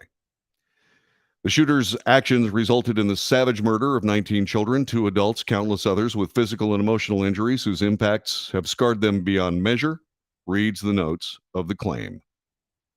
The document also quotes the Texas House of Representatives Investigative Committee's findings on the shooting, laying out the shortcomings of law enforcement personnel during the shooter response. Quote, since the 1999 Columbine tragedy, the law enforcement community has recognized the critical importance of implementing active shooter training for all officers, regardless of their specialty. Also, all officers must now acknowledge that stopping the killing of innocent lives is the highest priority in active shooter response, and all officers must be willing to risk their lives without hesitation. At Robb Elementary, law enforcement responders failed to adhere to their active shooter training, and they failed to prioritize saving the lives of innocent victims over their own safety. The document notes that Uvalde CISD's written active shooter plan directed the chief of police to assume command and control of the response to an active shooter, and that District Police Chief Pete Arredondo was one of the first responders on the scene. Again, I quote, as events unfolded, he failed to perform or to transfer to another person the role of incident commander. This was an essential duty he had assigned to himself in the plan mentioned above, yet it was not effectively performed by anyone. The void of leadership could have contributed to the loss of life as injured victims waited over an hour for help, and the attacker continued to sporadically fire his weapon. The notice of claim also cites the committee's findings that the doors of Robb Elementary School were frequently propped open or left unlocked, and that even though almost 400 officers responded to the scene, none of them checked to see whether the doors to room 111 and 112 were locked. The school district and other agencies are facing a number of claims at both the federal and state level. 42 United States Code Section 1983, 14th Amendment, substantive due process, and on and on and on. Under the state ledger, negligence per se, premises liability, gross negligence, intentional infliction of emotional distress. Some of the parents were actually put in handcuffs because they wanted to go into the school and stop the mess. While the notice alerts Uvalde CISD officials as well as other potential defendants to be named later, the impending lawsuit seeks $27 billion. It also emphasizes that the amount could potentially rise once all the facts about the events of May 24 are revealed. The Bonner & Bonner website indicates the firm is also representing victims of the Buffalo supermarket shooting, where 10 were killed on May 14th. That is brand new information. It is approximately 10 minutes old. Thanks to WFAA Television in Dallas, Texas, for providing that. I spend a lot of time walking in my neighborhood. There is a house that has a real flagpole on it. The flag on that flagpole remains at half staff because of the Uvalde shooting. I salute it at least once every day. I walk past it, snap a salute, and move on. That was a horrifying tragedy. It was terrible, just like every other school shooting. There's no excuse. Absolutely no excuse. Schools should be impervious to monsters. They should be. Why aren't they? You know, we'll send billions upon billions of dollars to do all kinds of things. We just decided to hire 87,000 new IRS agents willing to use deadly force to what? Collect a check? You know, it's one thing when you go into somebody's house and you say, hey, you owe us 20 grand. Okay? It's another thing entirely to walk into somebody's house with a gun and say you owe 20 grand. It's a completely different thing. That level of coercion has no place in the IRS. But what if we hired 87,000 officers to protect the kids in schools? What if we took $10 billion from the money that we're sending to Ukraine and spread it around schools in the United States? What if we would get off our butts and go ahead and do what some Texas school districts already do, which is train willing teachers to carry weapons? We can protect those kids. Why don't we? Why is it possible for somebody to walk in with an AR-15 or any other kind of rifle? I want to make something else abundantly clear. No AR-15 has ever walked into a school by itself and done anything. In fact, they can't walk. They can't move unless they're being held by somebody else. How can that somebody else appear inside a school with any weapon and start shooting? There's no excuse for it. My brother-in-law was a police officer for a school district in Texas. I have taken training on active shooter several times, and I was asking him about that. As a matter of fact, one of the training methods I use when it comes to shoot, no shoot, one of the training methods I use is I take 2x4s. I take 3 2x4s. I put 6 balloons on each of the 2x4s. They're helium balloons. There are red ones, and the rest of them are blue. And the challenge is to walk up to that particular array of targets and shoot only the red balloons. And I asked Bob, I said, Bob, what do you do under circumstances like this? He looked at me with those incredible blue eyes of his, and he said, we terminate the event. And I said, well, what goes into that? We arrive, we find out where the shooter is, and we terminate the event. Oh, that's what should have happened at Robb Elementary School. They had the manpower. They should have done it. And the chance now is that $27 billion will be leaving the budgets of a lot of different places, not so much the budgets, but certainly the insurance agencies responsible for insuring all of these things. $27 billion or thereabouts will be paid to these people trying to figure out how to put together the rest of their lives.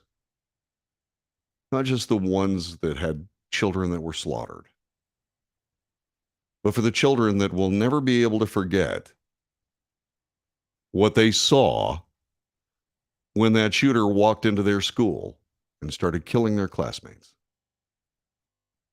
They'll never be able to figure out why the shooter picked some kids and didn't pick others. They'll carry that with them for the rest of their lives. They will see things they can't, they have seen things they'll never be able to unsee.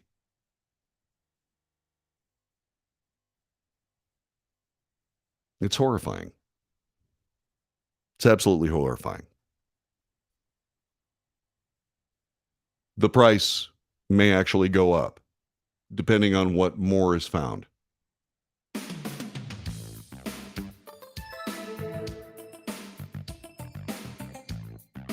My brother-in-law had been there.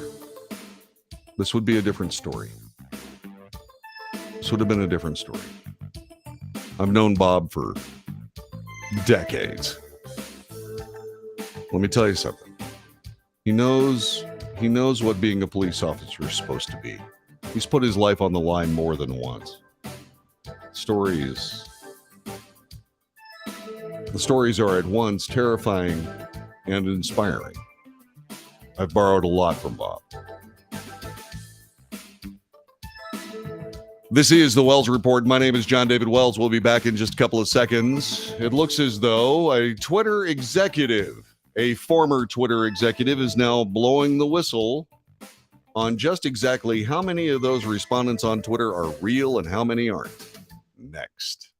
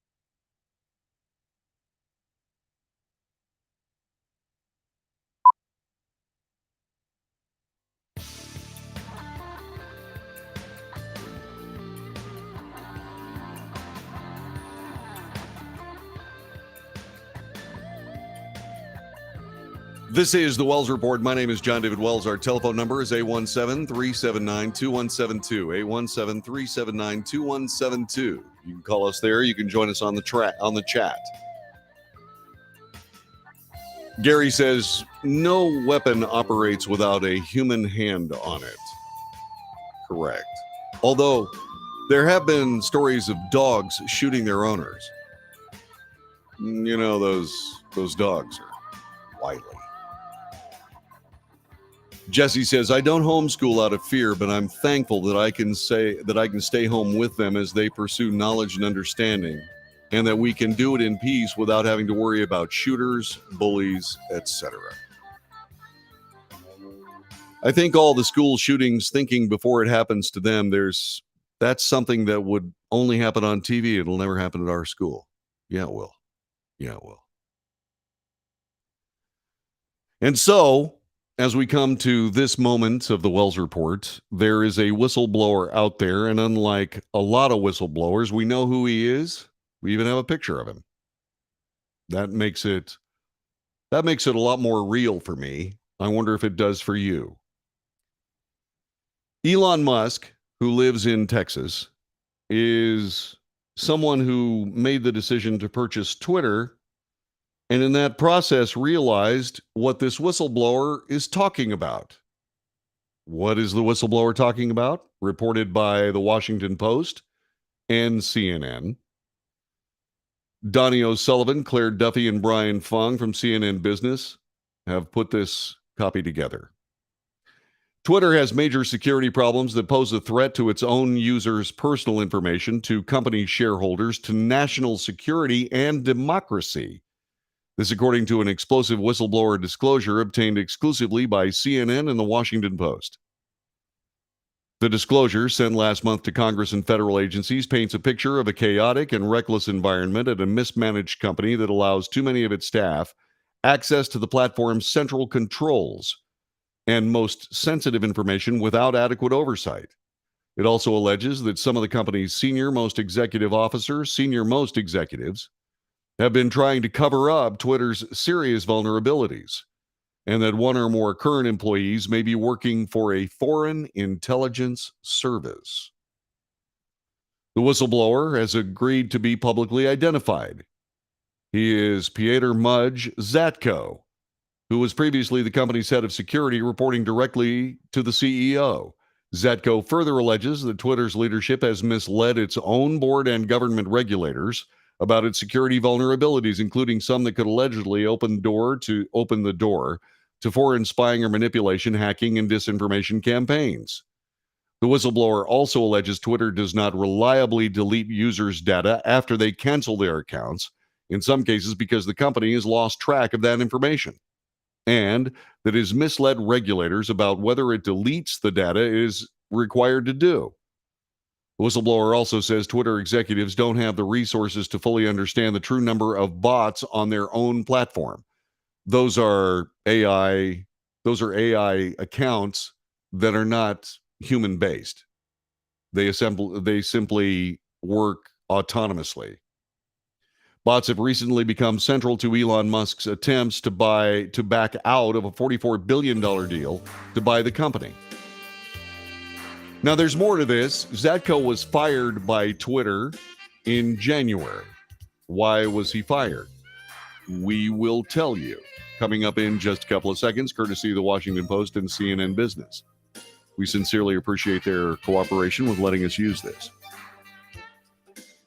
And so, Twitter, which, by the way, was on the brink of bankruptcy and was saved essentially by Donald Trump, of all people, now has an opportunity to get themselves out of the mess they themselves created, courtesy of some kind of check for Elon Musk or from Elon Musk. What those guys need to do is they need to say, okay, we have these bots and this is what's fake and this is what's real, and adjust the price and be done with it. I wonder if they will. Or will their egos prevail? This is the Wells Report. Back with more in just a moment.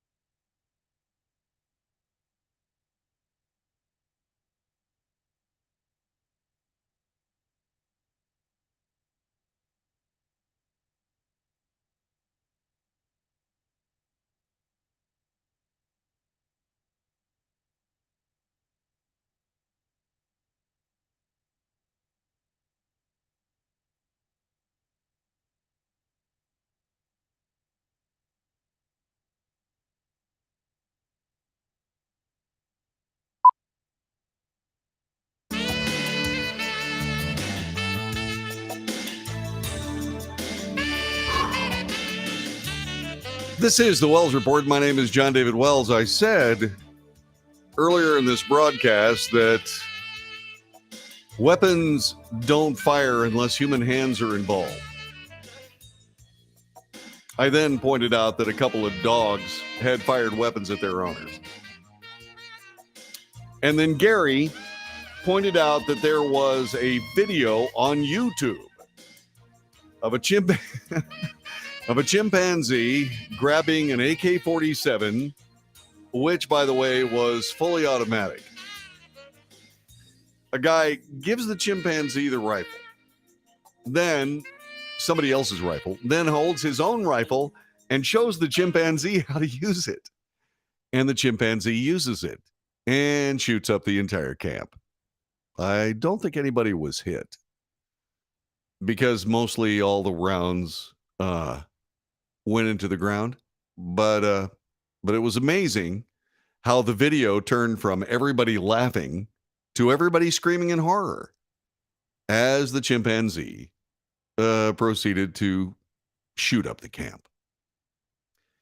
For whatever that's worth, I just thought I'd share that with you. Thank you, Gary. I appreciate that. You see, when we make a mistake on the broadcast, we correct it. All right. So we're talking about a whistleblower. We're talking about a whistleblower, Pieter Mudge Zatko. He was Twitter's head of security. From what we understand, and he has leveled all kinds of very explosive charges against Twitter. And some of them will work mightily to the advantage of one Elon Musk, who has tendered an offer of $44 billion for Twitter. I suspect that at the end of all of this, Elon Musk will end up owning Twitter, which will be good for all of us, including everybody who works at the company. Because Elon Musk will actually put together a company that functions, as opposed to this one, which is kind of a little out of control, according to Zatko. Now, you have to keep something in mind. Pieter Zatko was fired by Twitter in January for what the company claims was poor performance. According to Zatko, his public whistleblowing comes after he attempted to flag the security lapses to Twitter's board. Remember, he was the chief of security for Twitter. That's his job. So he attempted to flag the security lapses to Twitter's board and to help Twitter fix years of technical shortcomings and alleged non-compliance with an earlier privacy agreement with the Federal Trade Commission. Zatko is being represented by Whistleblower Aid, the same group that represented Facebook whistleblower Frances Haugen.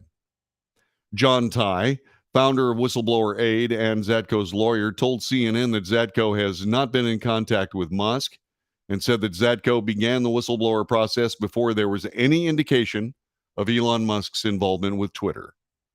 After the article was initially published, Alex Spiro, an attorney for Musk, told CNN, quote, "We've already issued a subpoena for Mr. Zatko. We found his exit and that of other key employees curious in the light of what we've been finding," unquote. CNN sought comment from Twitter on more than 50 specific questions regarding the disclosure. In a statement, a Twitter spokesman told CNN that security and privacy are both longtime priorities for the company. Twitter also said the company provides clear tools for users to control privacy, ad targeting, and data sharing, and that it has created internal workflows to ensure users know that when they cancel their accounts, Twitter will deactivate the accounts and start a deletion process. Twitter declined to say whether it typically completes that process. Quote, "Mr. Zatko was fired from his senior executive role at Twitter in January of 2022 for ineffective leadership and poor performance," unquote. This is according to the Twitter spokesperson. The spokesperson went on to say, quote, "What we've seen so far is a false narrative about Twitter and our privacy and data security practices that is riddled with inconsistencies and inaccuracies and lacks important context." Well, there's the old context thing again. Mr. Zatko's allegations and opportunistic timing appear designed to capture attention and inflict harm on Twitter, its customers, and its shareholders. Security and privacy have long been a company-wide priority at Twitter and will continue to be. Interesting that they would say that twice. Once again, the truth doesn't need to be sold. It sells itself. Some of Zatko's most damning claims spring from his apparent tense relationship with Parag Agrawal, the company's former chief technology officer, whom was made CEO after Jack Dorsey stepped down last November. According to its disclosure, Agrawal and his lieutenants repeatedly discouraged Zatko from providing full accounting of Twitter's security problems to the company's board of directors. Uh-oh. The company's executive team allegedly instructed Zatko to provide an oral report of his initial findings on the company's security condition to the board rather than a detailed written account, ordered Zatko to knowingly present cherry-picked and misrepresented data to create the false perception of progress on urgent cybersecurity issues, and went behind Zatko's back to have a third-party consulting firm's report scrubbed to hide the true extent of the company's problems. The disclosure is generally much kinder to Dorsey, who hired Zatko and whom Zatko believes wanted to see his problems within the company fixed, but it also depicts him as an extremely disengaged in his final months leading Twitter, so much so that some senior staff even considered the possibility he was sick. CNN has reached out to Dorsey for comment. A person familiar with Zatko's tenure at Twitter told CNN the company investigated several claims he brought forward around the time he was fired and ultimately found them unpersuasive. The person added that Zatko at times lacked understanding of Twitter's FTC obligations. Zatko believes his firing was in retaliation for his sounding the alarm. Let me try that again. Zatko believes his firing was in retaliation for his sounding the alarm about the company's security problems. The scathing disclosure, which totals about 200 pages, including supporting exhibits, was sent last month to a number of U.S. government agencies and congressional committees, including the Securities and Exchange Commission, the Federal Trade Commission, and the Department of Justice. The existence and details about the disclosure have not been previously noted. CNN obtained a copy of the disclosure from a senior Democrat aide on Capitol Hill. The SEC, DOJ, and FTC declined to comment. The Senate Intelligence Committee, which received a copy of the report, is taking the disclosure seriously and is setting a meeting to discuss the allegations, according to Rachel Cohen, the committee spokesperson. Senator Dick Durbin, who shares the Judiciary Committee and also received the report, vowed to investigate and, quote, take further steps as needed to get to the bottom of these alarming allegations, unquote. Senator Chuck Grassley, the same panel's top Republican and an avid Twitter user, also expressed deep concerns about the allegations in a statement to CNN. Quote, take a tech platform that collects massive amounts of user data, combine it with what appears to be an incredibly weak security infrastructure, infuse it with foreign state actors with an agenda, you've got a recipe for disaster, said Grassley. The claims I've received from a Twitter whistleblower raise serious national security concerns as well as privacy issues. They must be investigated further. The FTC should investigate the claims, impose fines, and individual liability on specific Twitter executives if a probe finds that they were responsible for security lapses. Senator Richard Blumenthal wrote to the agency in a letter on Tuesday obtained by CNN. The letter by Blumenthal, who chairs the Senate Subcommittee on Consumer Protection, highlights the pressure Twitter now faces from Washington as a result of the disclosure. Quote, if the commission does not vigorously oversee and enforce its orders, they will not be taken seriously, and these dangerous breaches will continue, unquote, said Blumenthal. Zatko may be eligible for a monetary award from the U.S. government as a result of his whistleblower activities, original, timely, and credible information that leads to a successful enforcement action by the SEC. Can earn whistleblowers up to a 30% cut of agency fines related to the action if the penalties amount to more than $1 million, according to the SEC. The SEC has awarded more than $1 billion to nearly 300 whistleblowers since 2012. Ty told CNN that Zatko filed his disclosure to the SEC to help the agency enforce the law and to gain federal whistleblower protections. The prospect of a reward was not a factor in Mudge's decision, and in fact, he didn't even know about the reward program when he decided to become a lawful whistleblower. Who is this guy? He first came to national attention in 1998 when he took part in the first congressional hearings on cybersecurity. Quote, all my life, I've been about finding places where I can go and make a difference. I've done that through the security field. That's my main lever, unquote, he told CNN. The events leading to the decision to become a whistleblower began before he worked at Twitter with a devastating hack in 2020, in which the Twitter accounts of some of the world's most famous people, including then presidential candidate Joe Biden, former President Barack Obama, Kim Kardashian, and Elon Musk, were compromised. Twitter told CNN that in response to the incident, the company began compartmentalizing access to customer support tools. After the attack, Dorsey recruited Zatko, a well-known ethical hacker turned cybersecurity insider, an executive who previously held senior roles at Google, Stripe, and the U.S. Department of Defense, and also told CNN he'd been offered a senior day one cyber position in the Biden administration. What Zatko says he found was a company with extraordinarily poor security practices, including giving thousands to the company's employees, or giving thousands of the company's employees, amounting to roughly half the company's workforce, access to some of the platform's critical controls. His disclosure describes his overall findings as egregious deficiencies, negligence, willful ignorance, and threats to national security and democracy.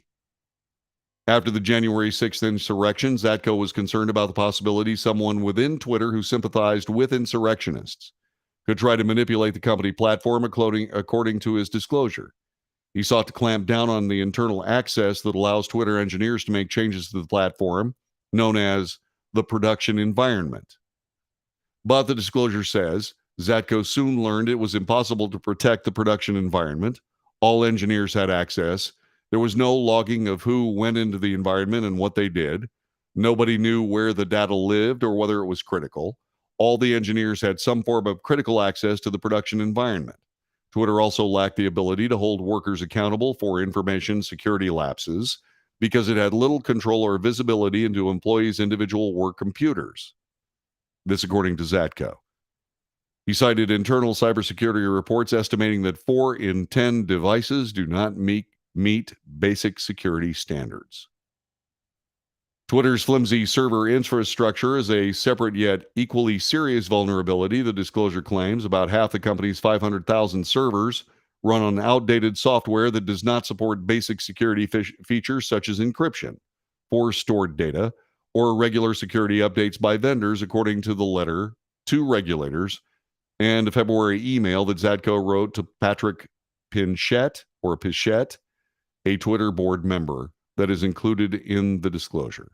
It goes on and on. It's also being, by the way, reported by Time, so you can read about it in Time Magazine or CNN.com. Look under Twitter whistleblower. This is interesting because Twitter is a private company. Now, most times, when it comes to public communication, the FCC, the Federal Communications Commission, has a role. In other words, television stations, radio stations, etc., all had to adhere to basic FCC rules and laws, regulations, actually. And it governed certain aspects of what you could do and what you could not do. One of the things that animates the Wells Report is one of those laws. You have to differentiate between editorial opinion and news reporting, something we do on this broadcast. When Twitter, YouTube, all of these large, shall we say, chalkboard bulletin boards that essentially took over the country, when those showed up, there was no regulation like that in place. You know, I talked about in the first hour of this broadcast about the idea that someone like me would operate in the public interest as a public trustee. That level of regulation should have been applied to all of these big tech companies, Google and Twitter and Facebook and all of these companies. They should have been applied to all of those. It was something that was roundly criticized by the broadcasting industry, of which I was a part, and still am, by the way. until it was gone. And once those regulations and practices were gone, suddenly many people in the broadcasting industry realized their value after it was too late to fix it. In a lot of cases, government regulation is simply there to create expense, to carve out certain levels of income for various people having nothing to do with the regulations. In other words, those people who are bound by those regulations. But in the case of the broadcasting industry, including Twitter and Facebook, it's absolutely necessary, in my view. Back with more in just a moment.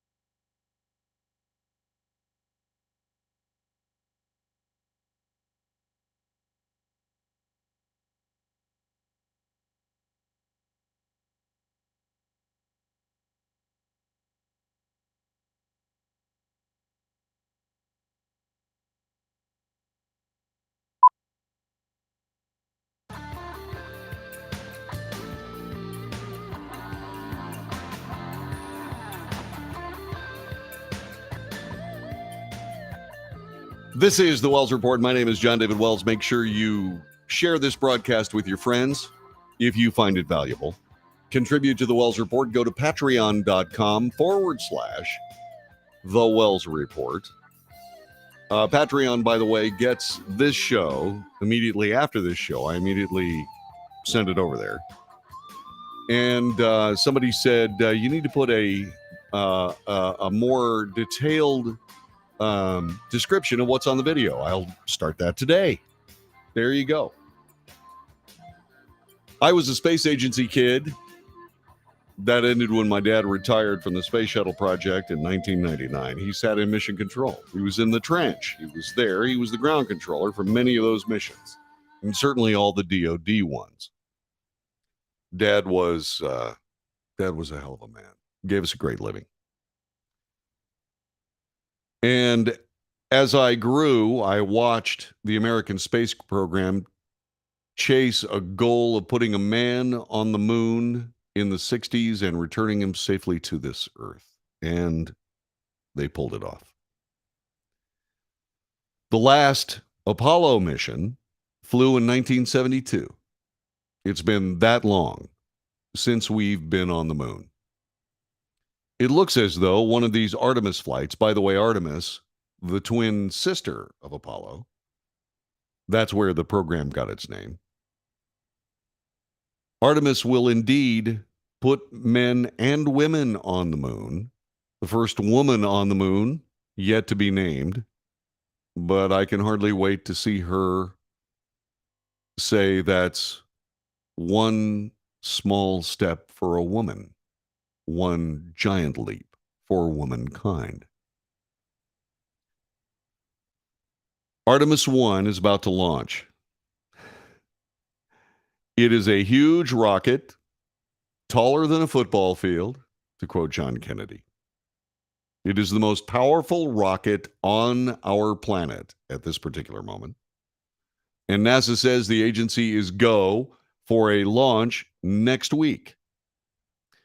If that launch occurs here during the broadcast of the Wells Report, I'll bring it to you live, just like the old days.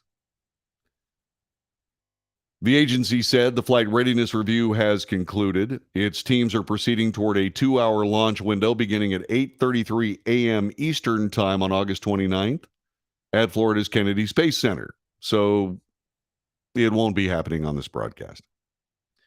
Artemis marks the first integrated test of NASA's Orion spacecraft, the Space Launch System rocket, and all the ground systems. Ground systems will be fine. This idea of launching the most powerful rocket on the planet all at once is something that started during the Apollo program because they realized that if they didn't do what was called all-up testing, Boeing made the first stage, McDonnell Douglas made the second and third stages, et cetera, et cetera. None of these companies really spent a whole lot of time looking at each other's hardware, but they all flew their pieces of the mighty Saturn V to the vehicle assembly building, that huge black and white building on the grounds of the Kennedy Space Center. They put that rocket together, many of them, and they fired them. Apollo 4 was the first flight of the Saturn V, and it worked like a charm, even though it almost hit the gantry. I didn't notice that until I watched one of the old videos. That Saturn V sort of left very, very slowly and started translating towards the gantry. I don't know how much it missed it by because it's really kind of hard to judge just how close things are because the gantry was huge, and so was the rocket. All I can say is that it missed. Barely. The people that were following the broadcast had their little broadcast studios a little bit too close to the launch pad. They had no idea what was going to happen. But when their broadcast studios literally began to be shaken apart, the commentary from the guys covering the story was comical. They've learned. But here again, a mighty rocket poised to do something that no American spacecraft has done, which is not just go to the moon, but well beyond it. I was surprised when I heard that the actual mission was going to be 6 weeks long. And so we'll be able to see just exactly how this system works. A lot of people are saying, my gosh, this is it for NASA. It's get there or don't get there. Well, okay. Something tells me they're going to get there. Something tells me this is going to work just fine. And I certainly hope that it does. Let's see. Gail Corpier says, JD, I need to ask you a question. Is it illegal for the Mexican president to give money to an American candidate running for office? No. No, it is not. It absolutely isn't. Oh, boy, I don't know. I'll have to answer that question tomorrow, Alicia. Make sure that you ask it again. Anyway, next week, we see a rocket leaping off the pad at 39B at the Kennedy Space Center. I can hardly wait. It's going to be fun. God bless you and yours. Thanks very much for watching this edition to the Wells Report. We will see you tomorrow for another edition of this broadcast. Until then, be safe. Thanks for watching the Wells Report.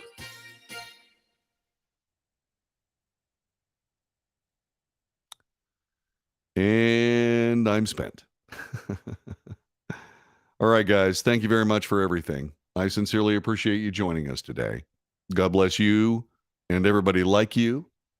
And take good care. I'll see you.